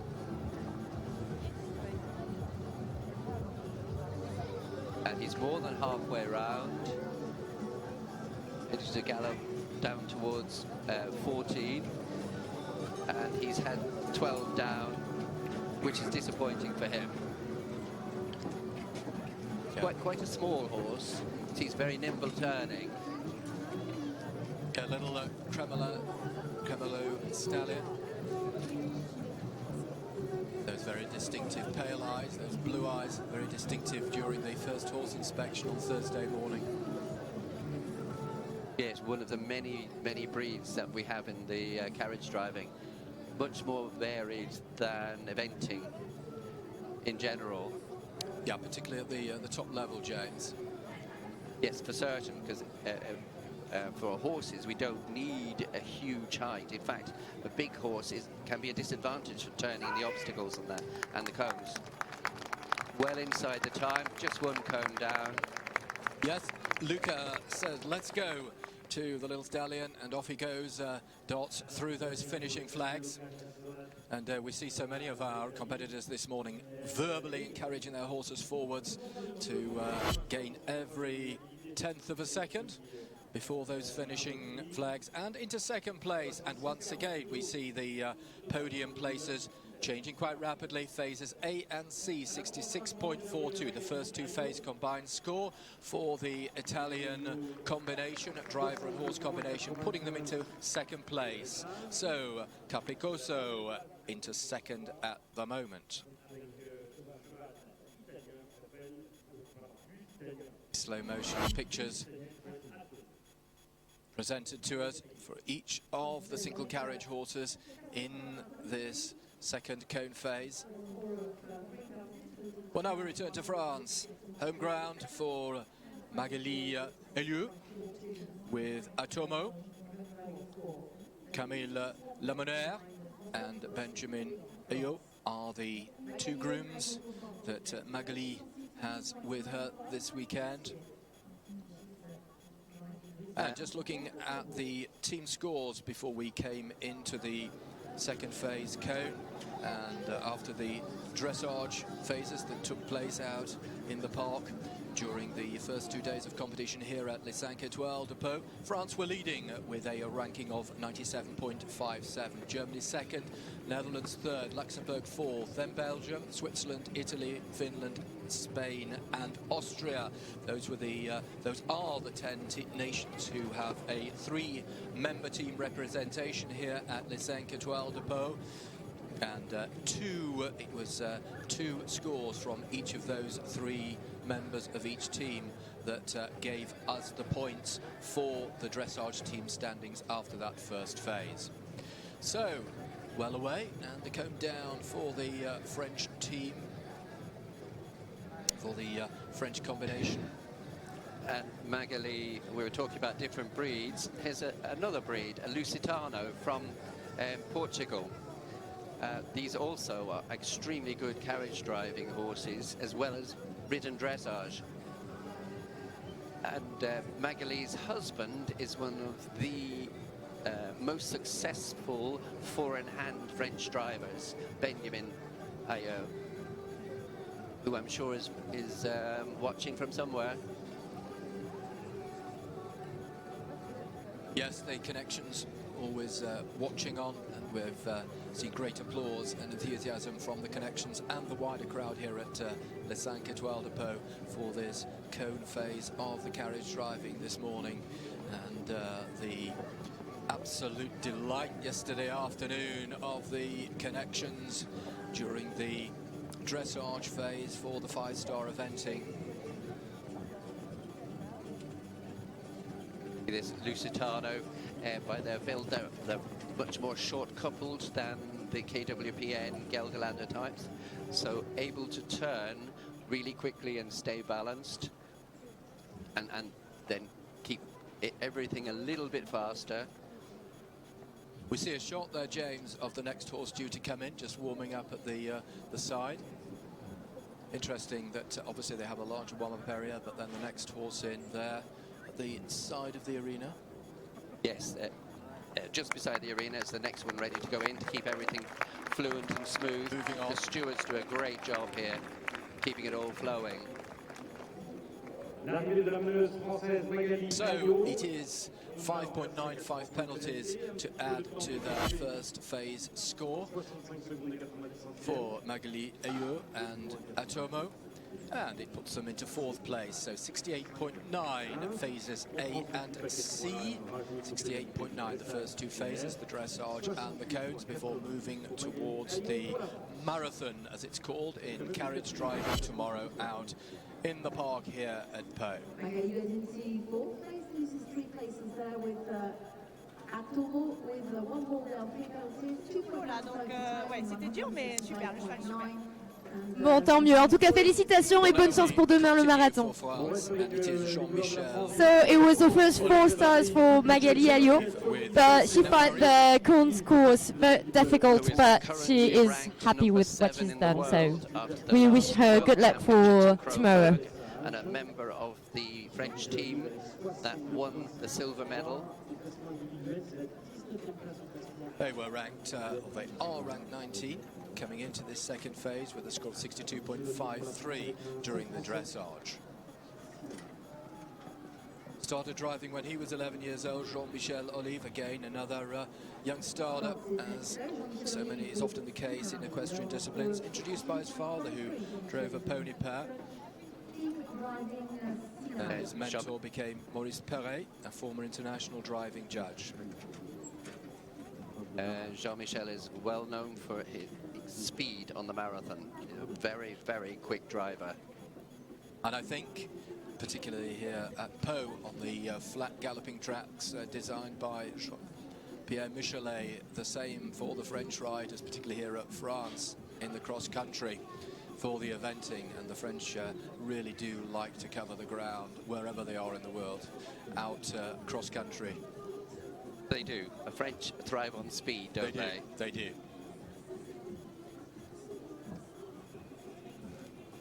And as somebody who commentates on some motor racing, of course had some phenomenal French drivers on four wheels as well. Yes, indeed. They like speed.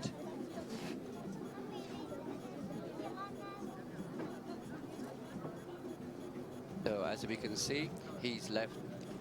They're all standing so far, and he's pretty quick, heading into 13.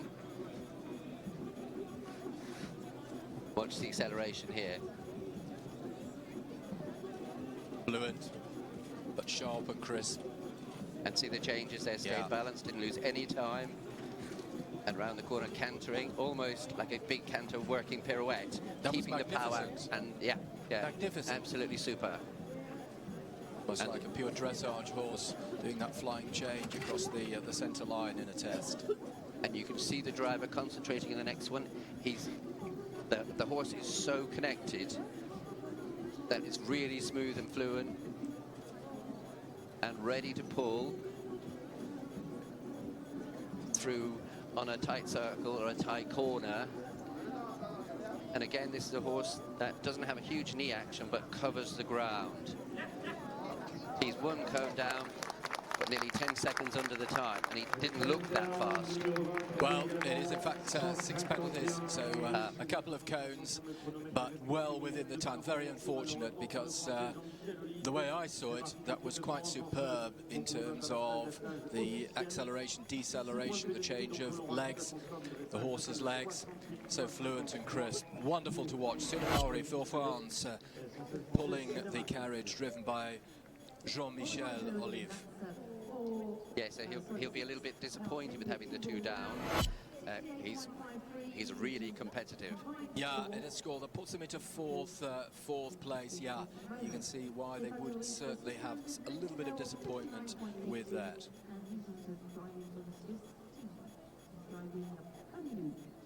Well, now we move back to Switzerland, and it is Stefan Ulrich. Stefan, part of the 3-member Swiss team, a team that lay in 6th place coming here into the second phase of the cones. Stefan Ulrich with Pemino U, ranked 18 individually, with a score of 59.82 from the dressage phase. He has a number of international wins under his belt, in Caravino in Italy last year, in Czechoslovakia and Hungary, all well, a few years ago. And this year he has a win in the 2-star in Switzerland, so really on form and clear so far.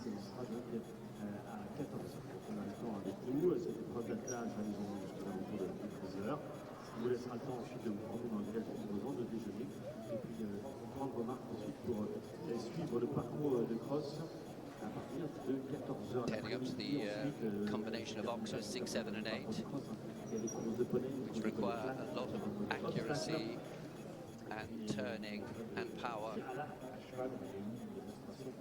And another driver who was also active in dressage and show jumping, Stefan Ulrich.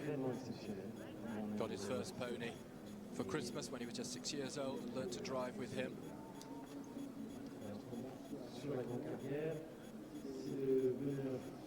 He's also been driving a horse pair this year internationally, with a 3rd result in Cousin in Switzerland earlier on this year. At the carriage driving competitions, at the single carriage with the single horses, also the pairs, as James alluded to just there, also the fours. And each one of these requires slightly different skills, as you can imagine. Turning 4 takes a lot longer than turning 1. And the speed, James, that those 4 teams get up in the big indoor arenas when they compete or share the highlight of, or share the wonderful stardom of the show with the World Cup show jumpers and the dressage, is quite something, isn't it? The World Cup driving indoors, it is absolutely astounding, the speed they can get to.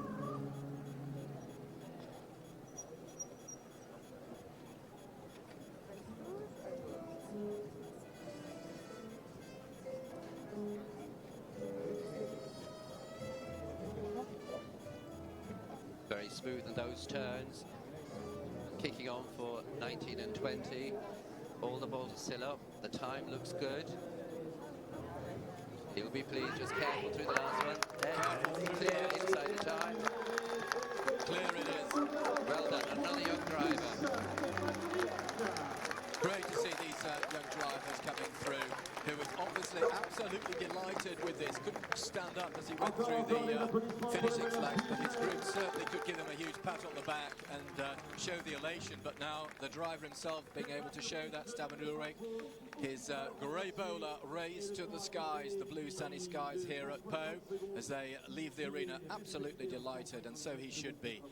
Within the time, timed it beautifully actually, James, that optimum time of 160, and no penalties to add. We'll wait to see the confirmed score. And absolutely, just being congratulated by the chef de keep, Christian Izeli, and that should put him into first place at the moment. Yep, there we are. First place, rank number 1 for the first 2 phases for Stefan Ulrich and Pimino. It is a score of 59.82 for phases A and C. But don't be confused by the fact that it is A and C. They are the first 2 phases here at Po. Yes, here at Po, it's running like a CCI short. So we have dressage and the equivalent of show jumping, and then the equivalent of cross country for the driving. Whereas the 5-star eventing is 5-star long, which has the traditional dressage, cross country, show jumping.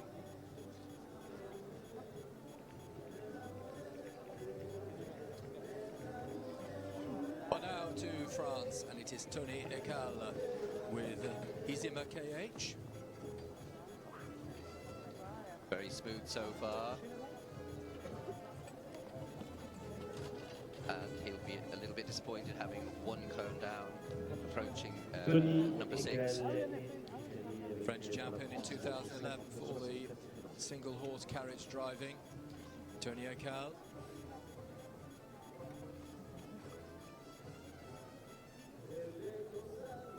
Julien Orge is groom in the back seat. And he's sometimes a little bit cautious, not always keeping the horses dropping back a little bit every now and then. Very close to that one, but it stayed standing.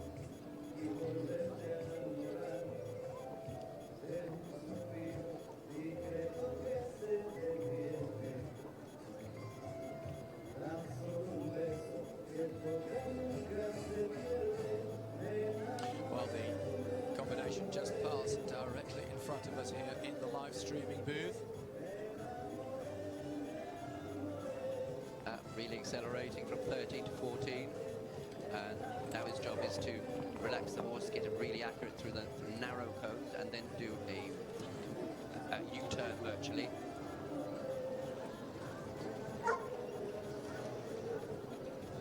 Keeping up a very good pace and turning the less favoured right-hand route after 15. And will he turn right or left after 16 with 2 17s available? So and they're equidistant from 16. So it's a choice whether you like to turn right or left first.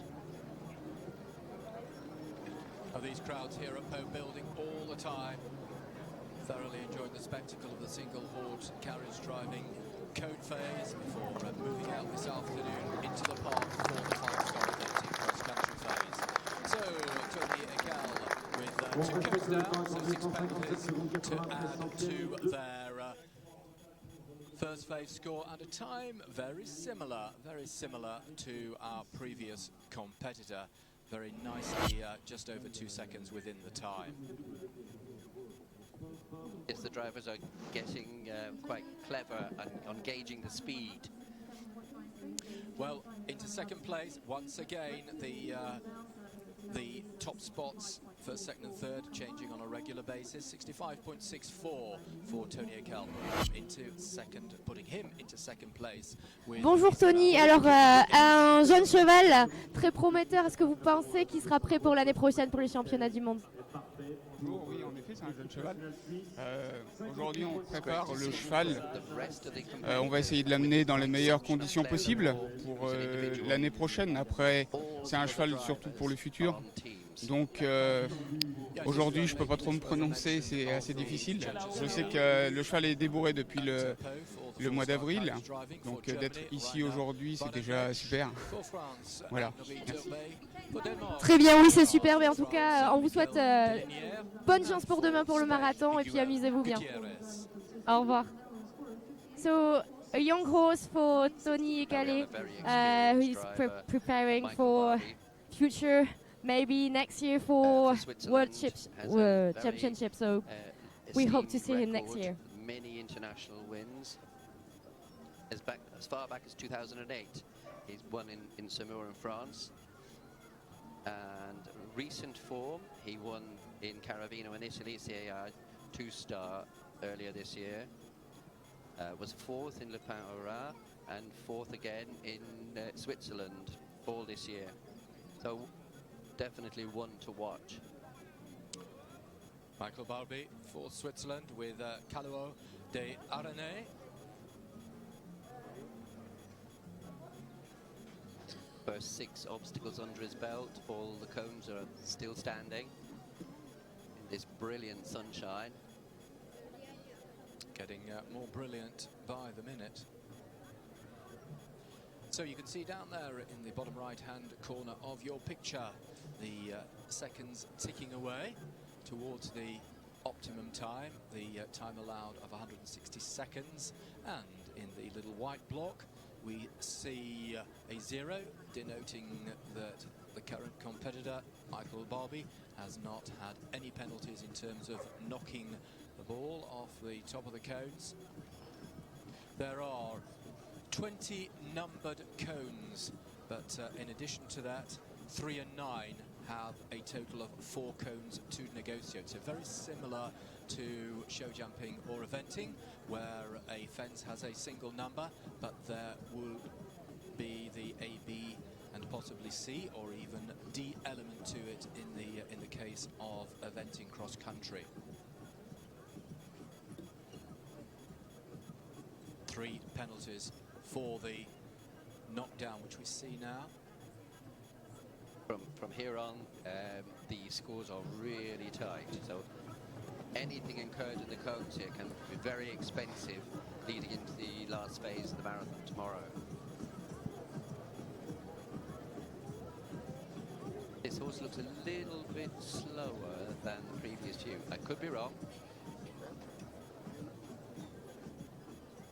Yeah, and it's again worth mentioning that this is in a reverse order in terms of the points scored, penalty points scored in the first phase. So the horse is coming forward in reverse order through to Laura Philpott, who had the least penalties in that dressage score.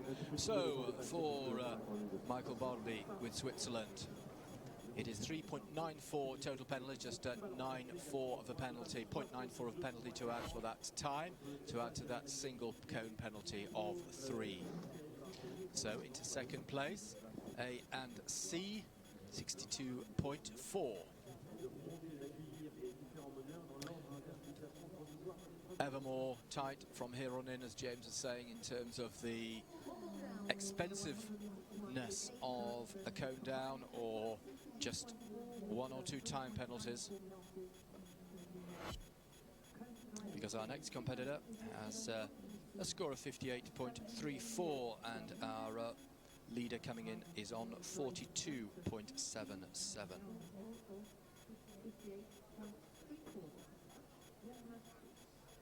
So here is, my apologies, carry on. Carry on. As she comes into the arena here, she's a number of international wins under her belt. Yep, this is Talviki Järvinen and Dansity for Finland, and Dansity, the name of the horse, the gelding. Camilla Christiansen is the groom, sat behind Talviki Järvinen. And driving a very typical Dutch driving horse. See by the big knee action and the shape and the neck and the huge stride,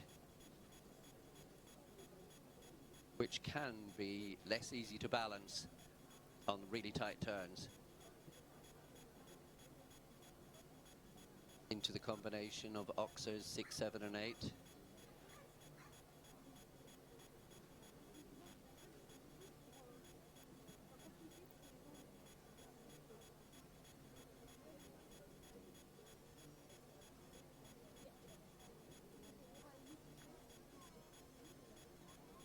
Clear so far.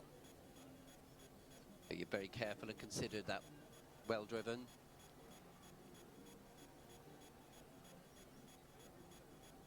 Now he's cantering, which actually can be slower than a big trot.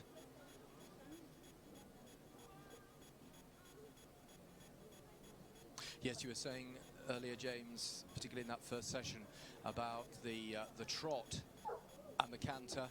and that just because you're in Canter doesn't mean to say that you are covering more ground. No, we saw that with Marcy Quiz Hackney. 1 second outside the time, and I don't think cantered a step.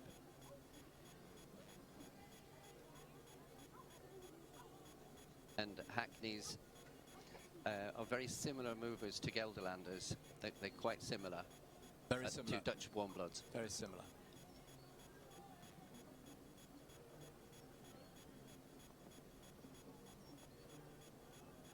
Still, all the bulls are still standing. I'm hoping that's not commentator's curse.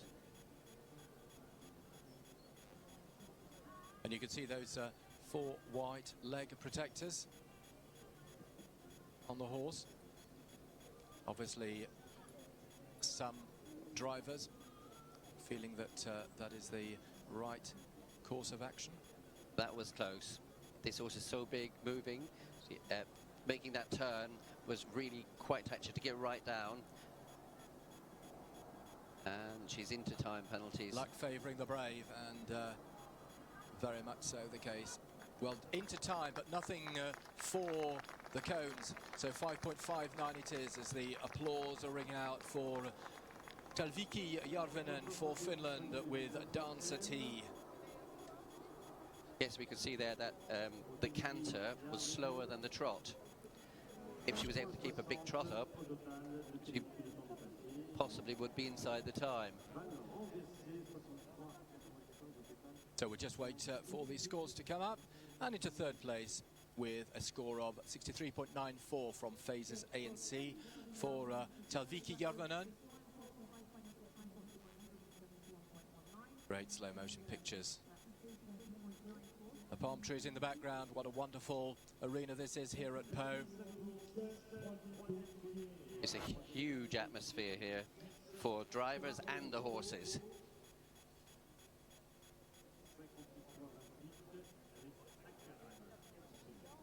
Well, what a lovely little horse this is, this Chestnut, who's just passed in front of us here, in front of the live stream commentary booth.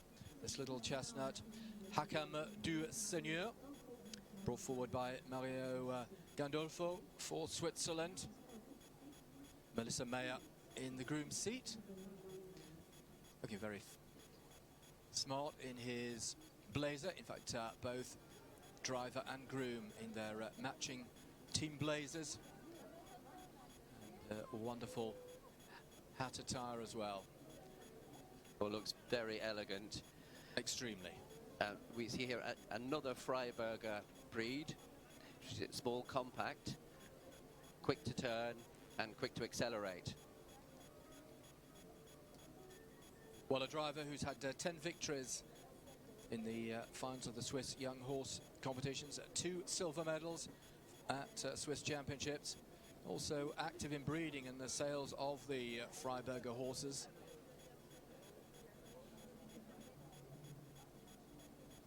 And a good job so far. All the cones still standing, looking pretty quick. Yeah, this little horse, certainly. Having said that, he just had 2 cones covering down. the ground, but the cones down. Yeah. That is the balance to be struck. How quick do you go? How tight do you turn?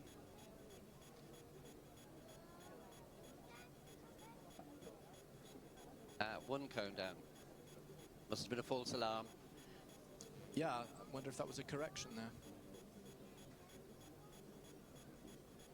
Yeah, it looks like it. We can't always see from our viewpoint.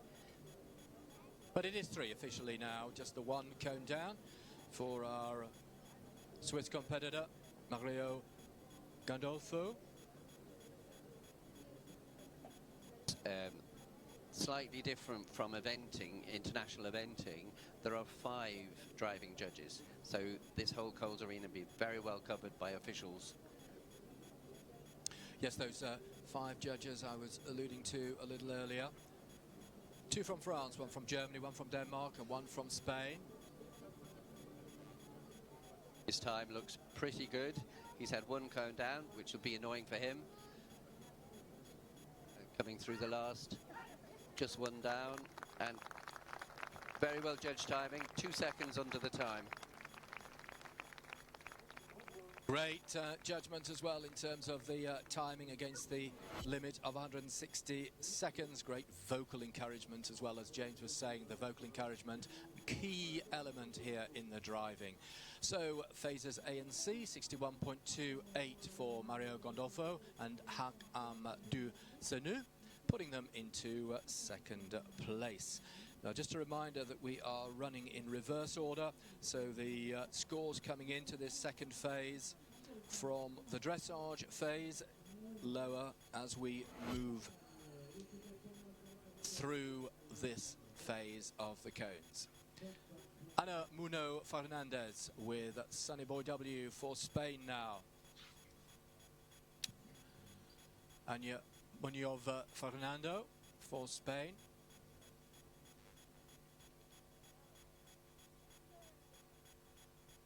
The next of our stallions to come forward, the entire Sunny Boy W.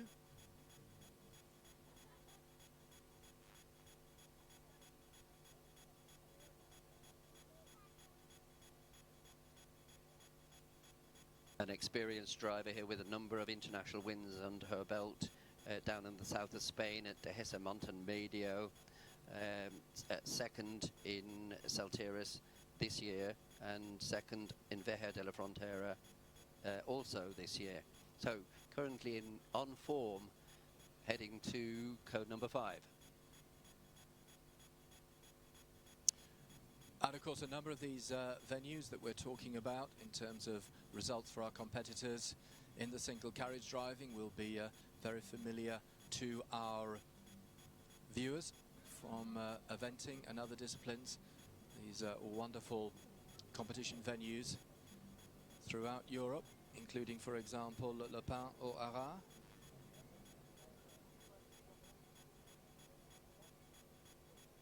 Yes, there are. We're very lucky, aren't we, that we have many events around Europe that have international eventing at the top level, and driving, dressage, show jumping, all at the same place. We're very lucky indeed. We are, and long may it continue, and not just continue, but continue to grow in strength. I think we're seeing that here, aren't we? We are, very much so. Perfect example of that. And she's put a foot on the accelerator. She's had one cone down so far. The gallop between 13 and 14. In total, 20 to negotiate.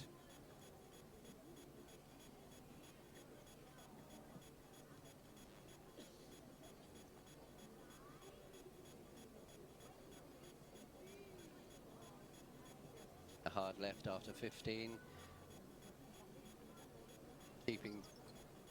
Keeping the pressure on, keeping the pace up. She doesn't want to have time penalties. A tight turn after 16 into 17. Then right, then hard left into 18.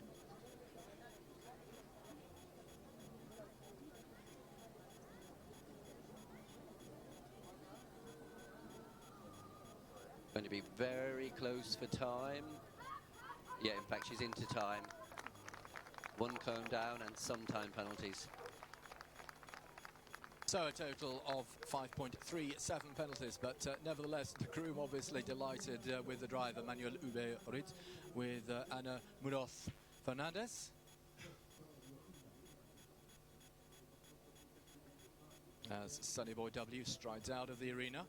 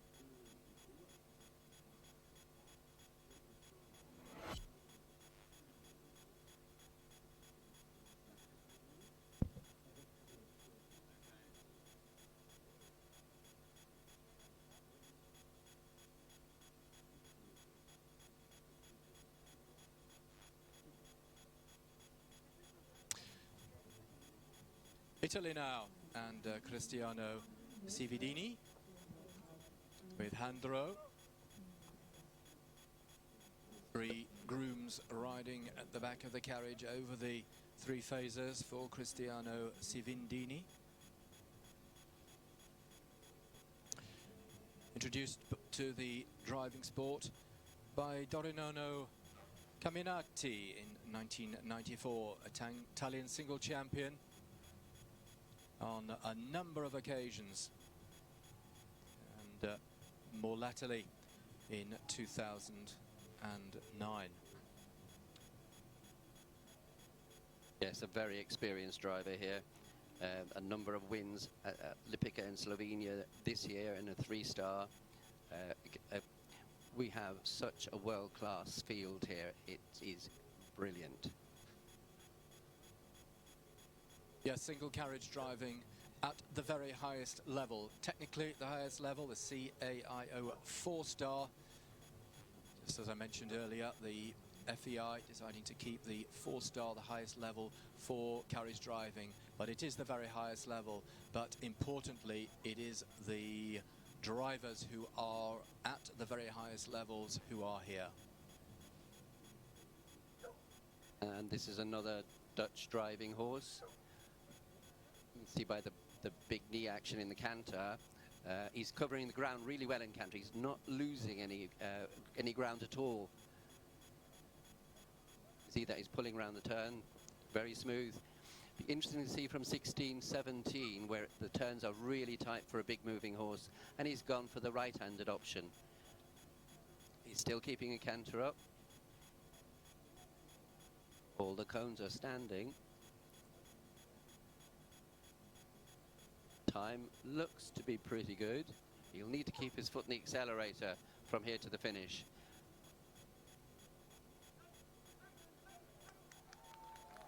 All the cones standing. Keeps that foot on the accelerator. Perfect timing, 157.62 seconds. Nothing to add, and a delighted Italian driver, Cristiano Cividini with Handro. He stands on his feet and he embraces his groom. Great round through the cones. A delighted looking Handro as well. Look at me, Handro says as he comes out of the arena. And we certainly were.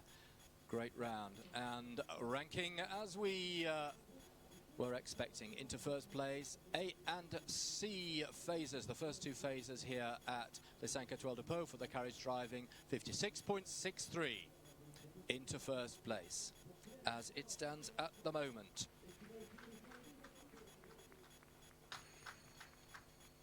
And that means that we have France next with a number still to come. 22 in total in this second session of the cone dressage, of the cone carriage driving. Belfort with Edouard. So not far from the top 10 after dressage. It is ranked 11th, 56.63 in that dressage phase for Claire Lefort. Claire, a very experienced French driver, driving this stallion. She has had a number of wins. This year she drove 2 horses at Le Pin-Arras, was 1st and 12th. 2nd in Boule. A long list of really top results this year. Claire Lefort with 2 grooms for her, available for her over the 3 phases of competition. Elke Chigot and Yannick Granzier. Claire, driving these big expressive horses, has had a couple of cones down so far. And a driver who got involved into driving through Benjamin Ayoub. Drove a Shetland pony for 4 years. Well, I was talking about the small pony driving and the scurries. It is that is excitement personified. And interesting that James was saying at the FEI level, the ponies have a tighter optimum time because of the speed that they travel, which of course is not the case in eventing. or with the ponies in other disciplines, but certainly the case here because of the speed that they travel and the speed with which and agility with which they're able to twist and turn.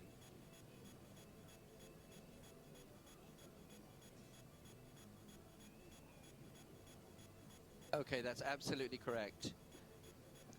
Ponies being shorter can turn quicker. Well, 2 cones down for Claire Lefort and Edouard.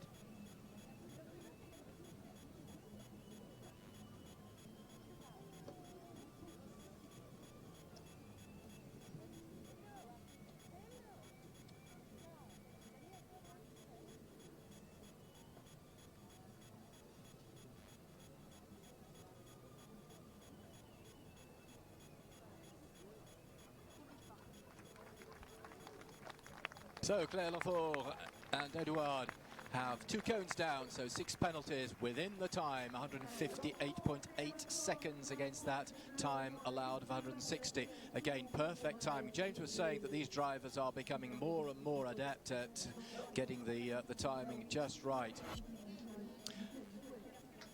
So we will now be moving towards the top 10, and it will be Saskia Siebers for the Netherlands who will take us into that top 10 as into 5th place with a first two-phase score of 62.63. Go Claire Lefort for France with Edouard.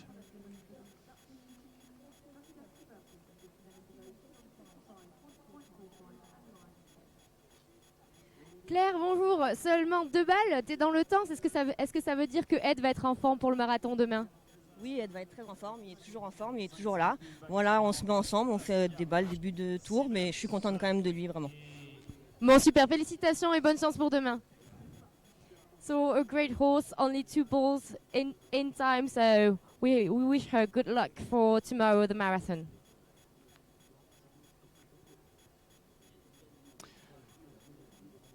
So Saskia Siebert and Garant are away, 5 seconds into their cone phase. Saskia, an experienced driver, is the current, I hope I'm correct with this, the current world silver medalist. And as an individual and a member of the Dutch team that won the gold at the last World Championships.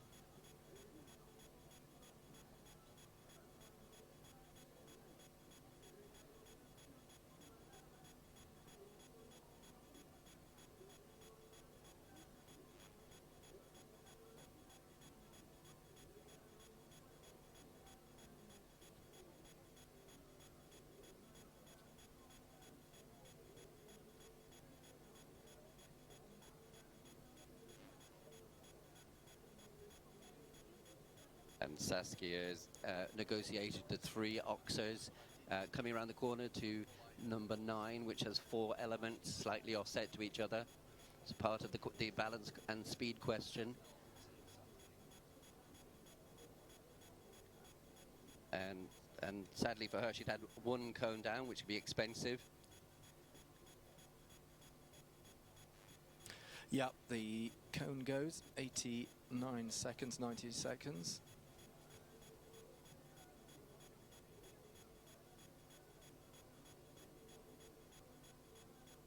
And our competitor for the Netherlands passes directly in front of us here in the booth, Saskia Siebers. John Castellins is the groom on the back. And a driver who herself was a groom, started driving in 2009, Dutch champion.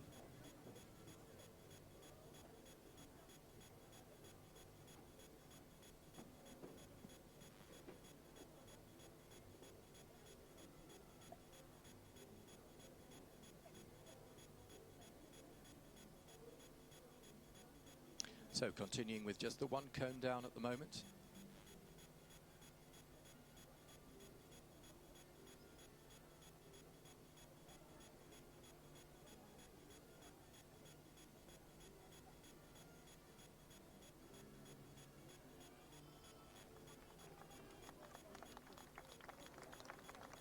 Stowe, good rhythm through the finish.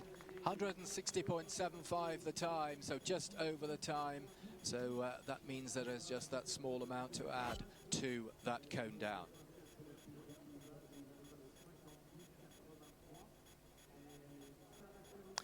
Saskia Tibers and Garant score of 58.83, putting them into second place. So Franz Schiltz for Luxembourg is through now. Franz Schiltz with San Remo Royal. Another end tire to come forwards. And Luxembourg sitting fourth in the team rankings, coming here into the second cone phase. Yes, we have another stallion. We've had quite a few stallions competing today.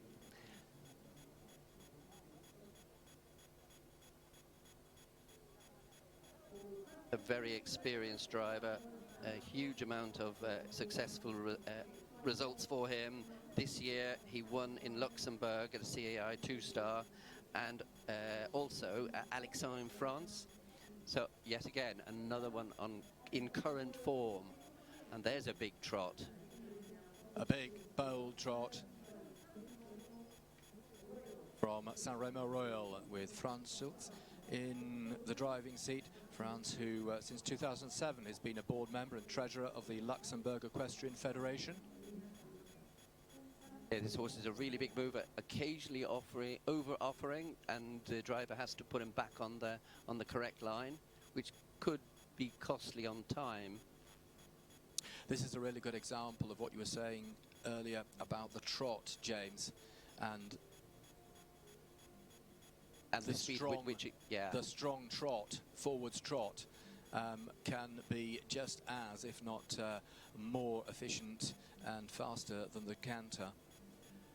Yes, indeed, and in addition to that, it's easier to steer from a trot than a slightly wayward canter. Had 2 cones down so far. That will be very expensive, because we are now in the top 10. We are. And it's very close at the top. Yeah, Franz Schiltz bringing forward a score of 55.1 to this second phase. 42.77, our leader in the clubhouse last night. For Belgium, Laura Philpott. Some very strong trot, and now he makes full use of the space and has a good gallop from 13 to 14.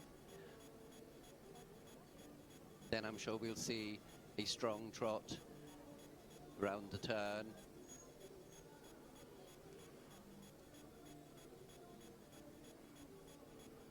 No, he's decided to canter. He has. And after all we said. Yes, indeed. Out and the favoured left turn. And 16, and I imagine turn left to 17. Wonderful carriage trot, though, isn't it? Carriage driving trot when he gets in his rhythm and stride. Yeah, he really covers the ground.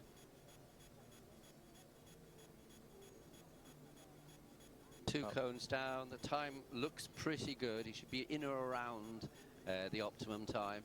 Breaking forwards to the canter gate once again with the finish in sight.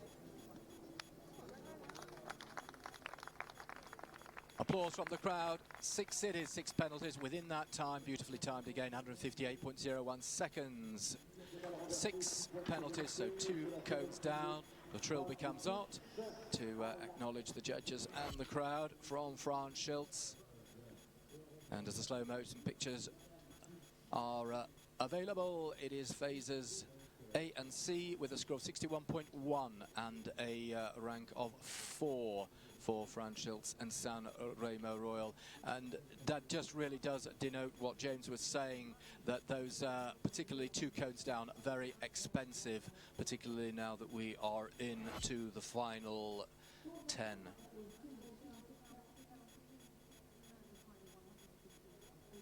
Now Marie Schiltz with Frodo, another end tire to come forwards.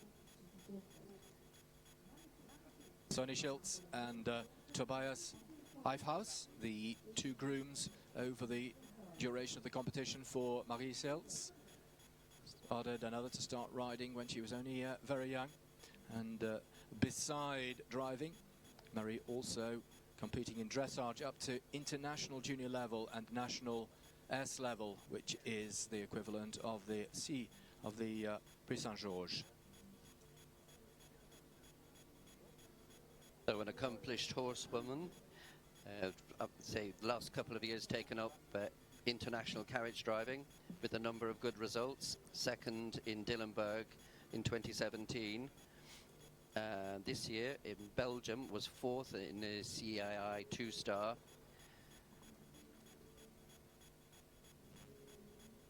And did compete at the World Championship, the last World Championships last year in Kronenberg.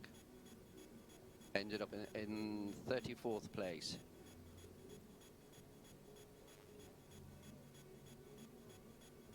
And yet another breed, an Oldenburg stallion.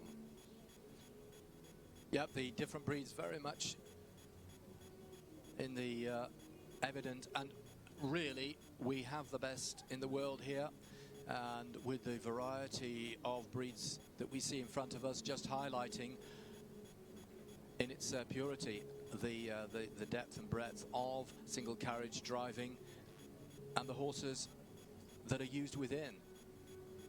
Yes, and the Oldenburg is a smoother gait than the Dutch harness horse, or the Dutch driving horse, that covers the ground, less knee action, a little more push from the back. And very smooth so far, and all the cones still standing.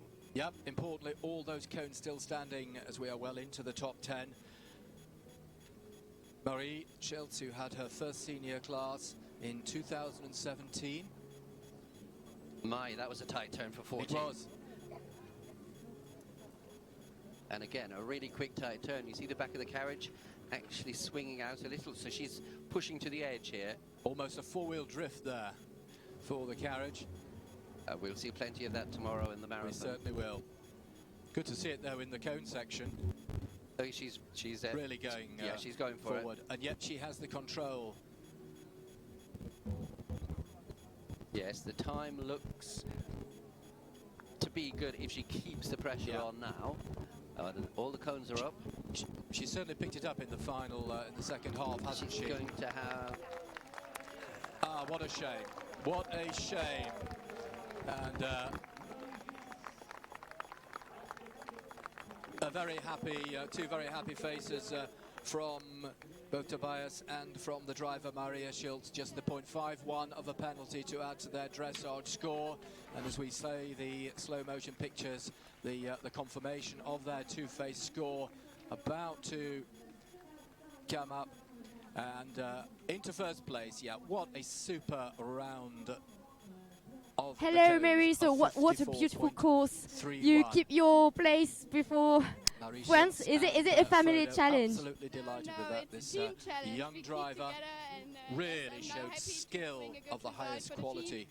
And yes, we'll see what comes tomorrow. Okay, thank you. Donc c'était une très belle course pour Marie et non, ce n'est pas un challenge familial mais plutôt un travail d'équipe. Donc voilà, on lui souhaite une très bonne chance pour demain pour le marathon.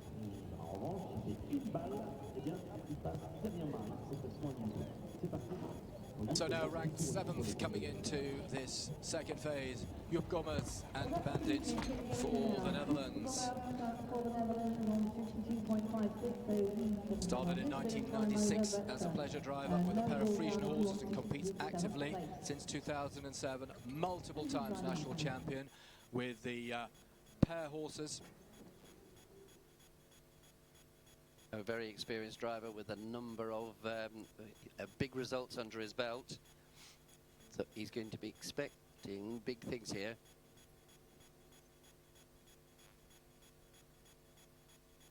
And now that great round, it's, as we see in eventing, when we have with the second or the third phase. But this is so important for these drivers to have the maximum situation available to them when they move into the marathon tomorrow. and we see this, as I say, in the other discipline, particularly in eventing. But our former driver to come forwards, Marie Schiltz, James, has started to put some pressure on these guys ahead of her. Oh, absolutely. It's great to see the young drivers putting pressure on. I'm noticing this Dutch driver with a Dutch horse is mostly trotting, a big trot. Nothing like as and quick on the turns as Marie Schultz was, but very fluent and smooth. One cone down so far. Another horse with a big, powerful trot. Just forwards to canter there, turning to the left, that lead left canter leg.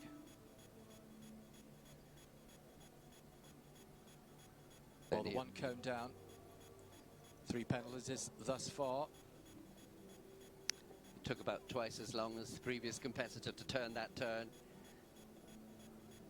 Well, Joop certainly couldn't afford that cone down in terms of his score against Marie Schiltz. Yes, falling down the rankings a little. Yeah. Again, mostly this has been trot, and its time looks like it's on good track. Yep. Yeah. See that great trot again, super trot. And see, he's got a full collar on.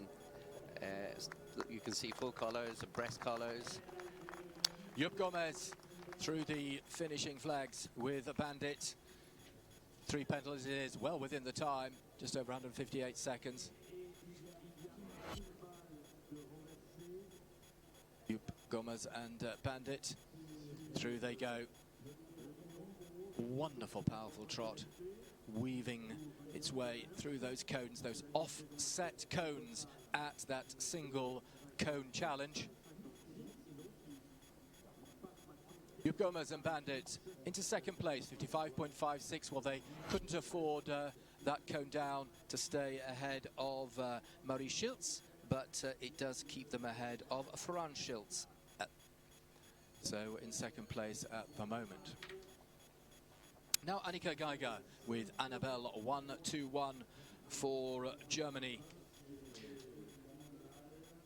Germany combination coming forward with a score of 50.2 from that first phase.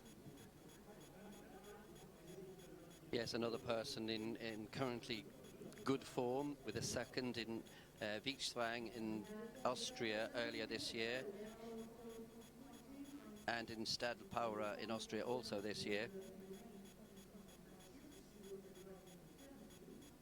And she was part of the Young Rider German team, which won in individual gold in 2016.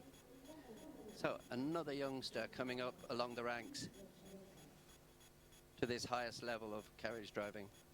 Yeah, and whether it's in the same discipline of the equestrian sport, of the same equestrian sport, or a different one, and we do see that, it is, we really see how these riders, drivers are able to hone their skill and their craft from a very early age. And you really get to see that when they talk, for example, and come and sit with us here in the commentary booth, the way they are able to articulate what they see in front of them, the training and the experience that they gain from such a very young age in this day and age is quite phenomenal. It's absolutely fantastic for the development of the sport. And very quick through 9 ABCD. This horse is a German-bred Bavarian horse with quite a big trot and also a big canter.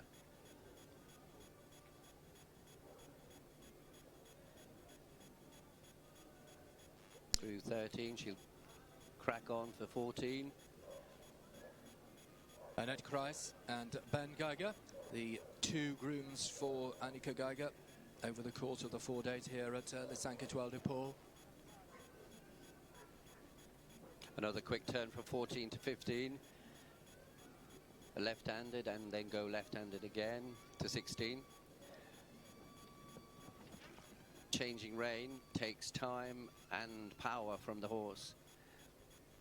So if one can, one stays on the same rein as much as possible. Here, 16, 17, 18, it's not possible. And you can see the power it takes away.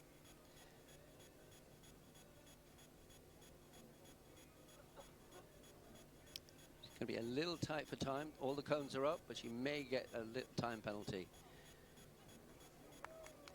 The cones stand and just within the time, 159.81 seconds.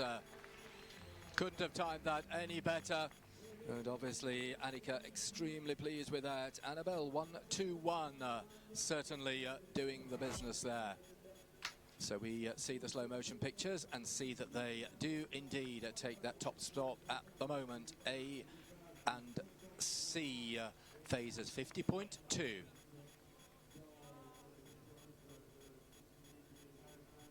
Hello, Annika. It's a perfect score for the German team. Yeah, hey, thank you. Yeah, for now it's quite good. So hopefully my team colleague will do as good as I do, and so we hope the best for the Team Nations Cup. Perfect. We wish you so. So good luck for tomorrow and have a good day. Well, as you heard that. Donc c'est un score parfait pour l'équipe allemande. Elle souhaite à ses équipiers de faire la même chose pour propulser l'équipe allemande à la première place. Well, as you heard that, perfect score from our interviewer who was talking to Annika Geiger. Perfect score for herself and for the German team. As our next rider, our next driver in is from Germany once again, and it is Marie Tischer with Fortino. And we are now into the top 5 in this reverse order second phase cone challenge for the 4-star single carriage driving. 50.08 the score brought forward for Marie Tischer. Very experienced driver. It's interesting, she's on exactly the same score as the next French driver, Marion Vigneault. So there's no pressure there. Very, very experienced driver with a number of good results right through all the way this year. 3rd in Czechoslovakia, 2nd in Austria, and 3rd in Germany. And currently in 5th place. 5th place, and great results this year. So Germany in 2nd place in the team standings coming into this second phase with 100.28 penalties from the 2 German scores that counted towards the dressage scores. 2 scores from the 3 team members from each team counting, coming from the dressage phase, coming forwards to this second phase. France leading, coming in here with 97.57, Germany 2nd, the Netherlands 3rd with 101.7. There is nothing between, as James was saying, between Marie Tischer and Marion Vigneault. Next for France, the leading team France, literally nothing between them. Oh, a very quick turn from 14 round to the left to 15, kept the canter, and a really quick turn. She's mixed. She had a big trot for the early part of the course, and now she's picked up a canter and kept the canter going.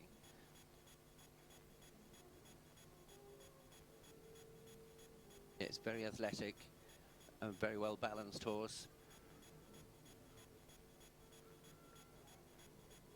And he looks like a riding horse too.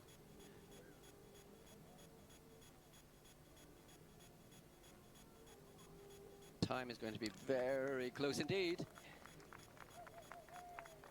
And in fact 162.3 seconds, so 1.15 penalty to add to their overnight dressage score.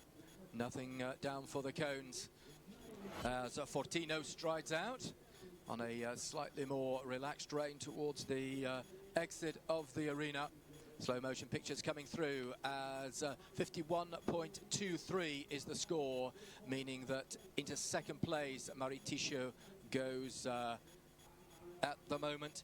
Needed, of course, to a clean sheet in terms of time and the cones to stay ahead of Annika Geiger.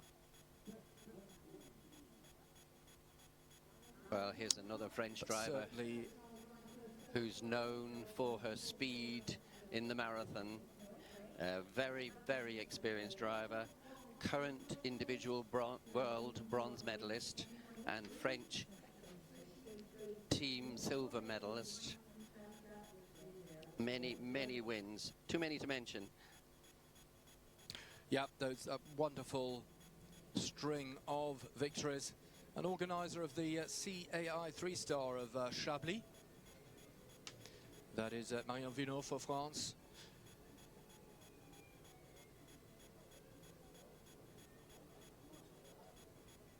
She's on course, heading to number 5 through the cross-country jumps.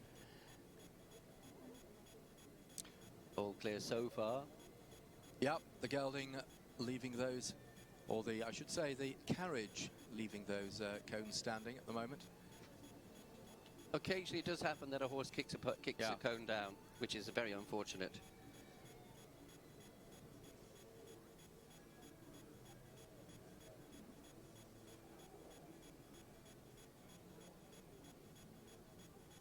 Number 9, ABCD, the changing of direction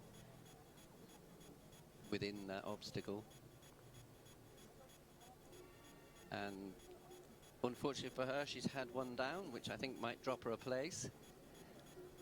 Yeah, that is certainly going to drop her down a place. On equal dressage score coming into this second phase with Marie Tichot.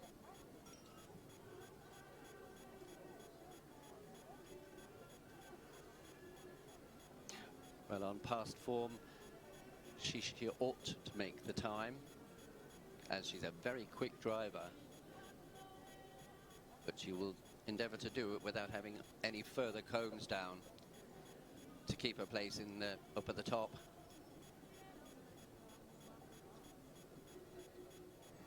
And a right turn after 15.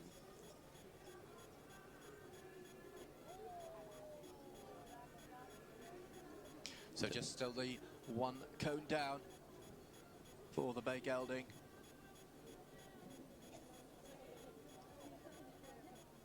Coming directly towards us here in the commentary booth.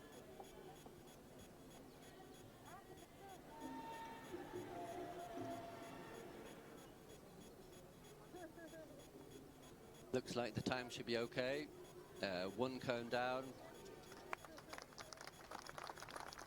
Time certainly okay, 157.84. The one cone down, as James says. So 3 it is to add to their overnight dressage score.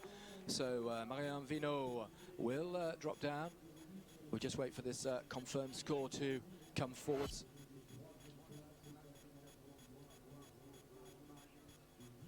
Yeah. So Marianne Vinod has first 2 face scores of 53.08. Does in fact put her down a couple of places to rank number 3 as it stands at the moment.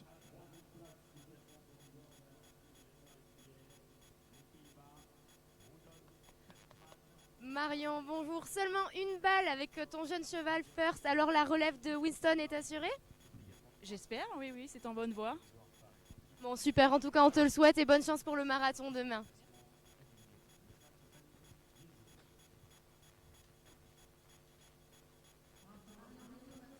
So another interview with one of our riders coming out there in French, and a good round. Unfortunately, the three penalties, and but being wished all the very best for the marathon tomorrow. And Marianne saying, yes, I certainly hope so, and we wish her well in that third phase tomorrow. So that takes a little pressure off our current competitor, Rudolf Pessman from the Netherlands, with his coloured horse, very expressive, big trot and big canter, heading into 6 the first of the Oxers. Yeah, good to see. I think the only coloured horse in the field, and of course, coloured horse breeding in general has really come to the fore. I know that a number of the show jumpers had some very good coloured end tyres. Oh, definitely. And I watched Diesel do his dressage yesterday. He's a huge presence and cadence. Rudolf Pesman with Diesel for the Netherlands.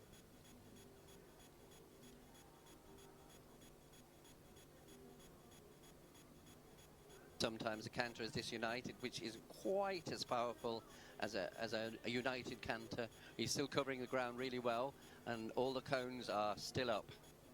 You can see Rudolf there saying, come on, come on, come on, Diesel. And then a quick turn, kept cantering, kept the speed up.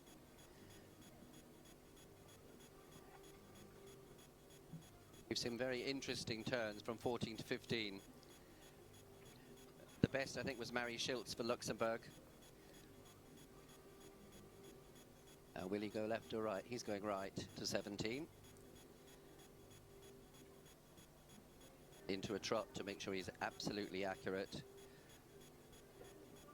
Then he'll crack on again. His time is extremely good.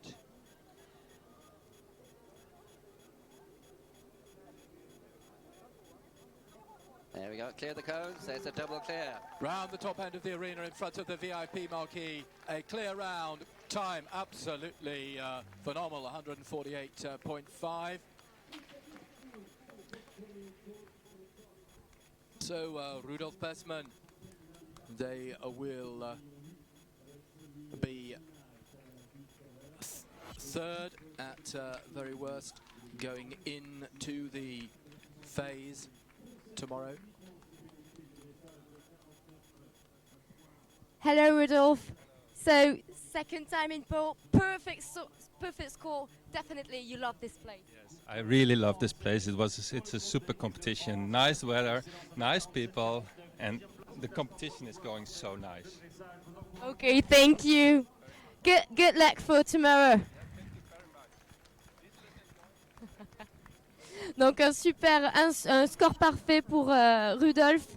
C'est la deuxième fois qu'il vient à Pau et il adore cet endroit, il aime l'équipe, il aime l'organisation. Donc on le remercie et on lui souhaite une bonne chance pour demain. So a perfect score for Rudolf Pesman, as our commentator out in the arena was saying, and Rudolf saying just how much he really loves Pau, everything about it, the people, the competition, and we all say hear to that. So we now have Fabrice Martin for France in the arena. They are the penultimate, he is the penultimate driver to come forwards. He brings forwards the gelding Lanzaro, and as he does so, he brings forward a score 47.49 from the first phase. So he is not going to be able to afford a cone down to stay in front of Rudolf Pesman, and he can't afford too many time penalties either. Well, that's for sure. Rudolf has put the pressure on the top two. And this horse has a huge stride. He says he's a Hanoverian. Huge trot. Trained by the national carriage driver, trainer Jacques Tamalet. Champion of France in 1997 and vice chairman, champion of France in 2000 with the single horses.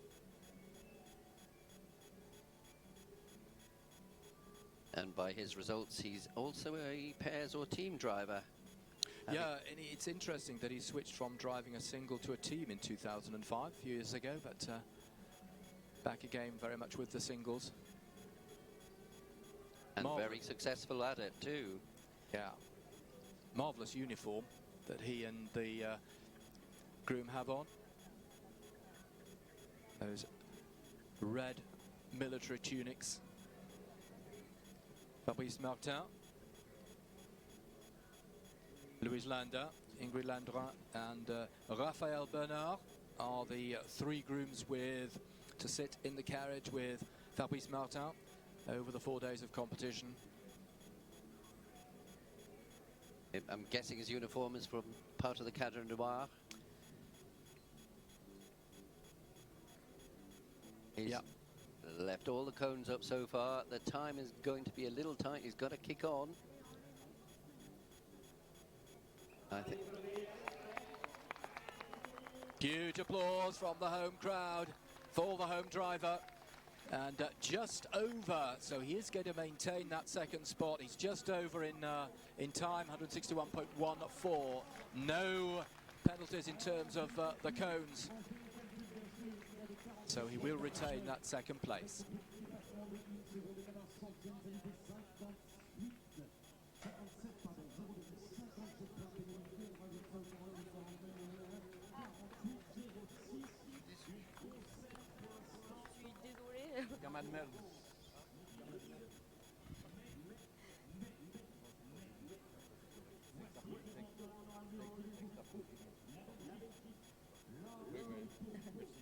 Fabrice, bonjour. Vous avez longtemps été un meneur à 4 chevaux, donc vous avez eu 4 chevaux devant vous. Vous passez là avec Lanzaro. Est-ce que c'est un sport différent? Oui, complètement. Et c'est pas non plus que différent parce que j'étais en attelage 1 en 2001. Et ensuite, évidemment, je suis passé en attelage à 4, mais c'est totalement différent malgré tout parce que quelque part, les maniabilités sont beaucoup plus techniques en attelage 1 qu'en attelage à 4. Et puis là, c'est une totale découverte parce que c'est le deuxième concours en 15 jours. Donc voilà, on n'a pas eu trop le temps de vraiment travailler l'aspect compétition, mais l'aspect fond pour que le cheval soit disponible et ça marche. Bon, super. Bonne chance pour demain. Profitez bien du marathon.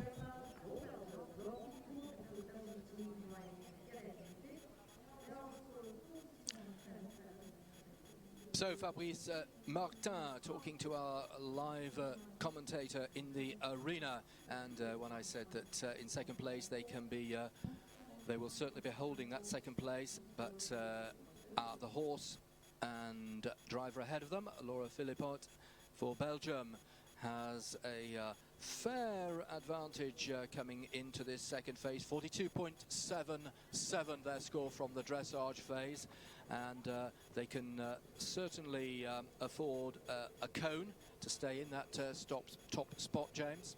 Yes, obviously a very impressive dressage test yesterday.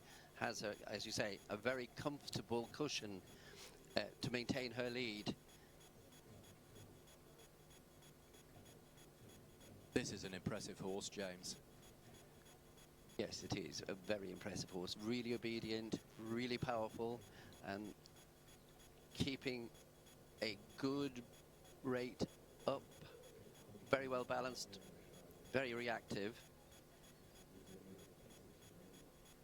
And look at that big trot, just as fluent as it could be. Yeah, you could see as soon as they came in, it was the balanced mixed with that forward motion. The control, listening, everything. Quite outstanding. And tight turns. And almost an uphill. We talk about uphill and dressage, don't we? And almost an uphill look to this horse, the way it goes. Well, absolutely. Outstanding. Driven dressage, the same training as ridden dressage, the same requirements. Concentration on the face and see how quick she turns here from 14. The way they came back from canter to trot there and then turned through those cones. Yeah, didn't lose anything, any power. Time is looking pretty good. Just a few more awkward turns. 16, 17, she's gone the favoured left route. Then right into 17, right again into 18. Ooh, that was a bit of a wobble. And then through 18, and she'll crack on now just to make sure she's under the time. So far, a really good round. Yes, they can afford a few time penalties, but I'm sure they won't want any. They will want to go in with the maximum points available to them.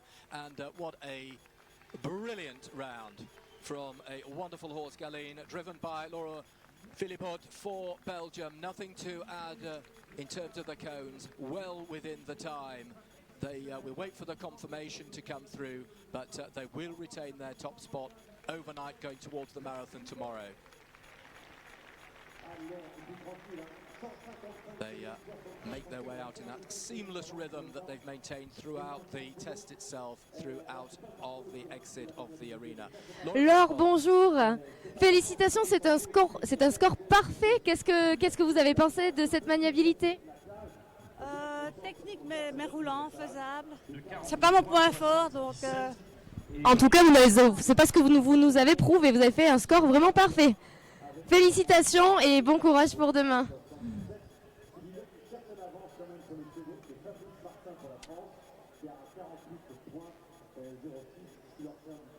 So, a very happy Laura Philippot, and we'll be seeing the scoreboard shortly, but what a way to finish with a magnificent round, a masterclass I felt that last round.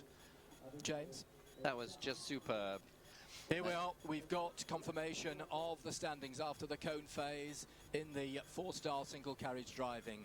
Laura Philippot for Belgium on 42.77, Fabrice Martin France 48.06, Rudolf Pessman for the Netherlands 49.14, Annika Geiger Germany 50.2, Marie Tischer Germany 51.23, Marianne Vino on 53.08. Then in 7th, Marie Schiltz for Luxembourg and Joop Gomez in 8th place. 9th, Sivindi and Handro for Italy. And then if we move down to the bottom, in 16th, Ana Munoz Fernandez for Spain, 63.54.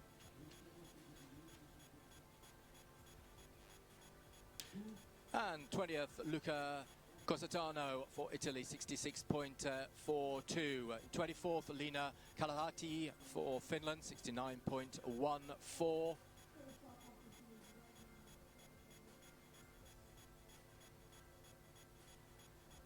Then Ben Simerson and Rego in 25th on 69.85.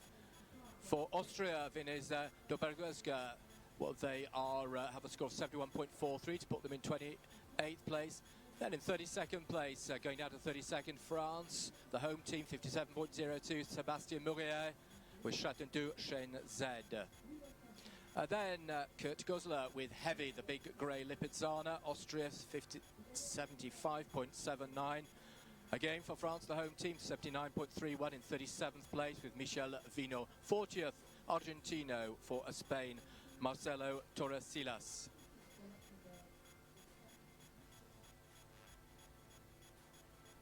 And then 43rd, Etienne Lewis from Belgium, 85.28. And then in 45th place, Andrea Dobretsberger with Indicato for Austria with 94.90. That is the scoreboard, the leaderboard, after the second phase of cones. Join us live for all the cross-country action here at Les 5 Étoiles de Pau at 13:50. This is Nick Wood saying we look forward to seeing you all again very shortly.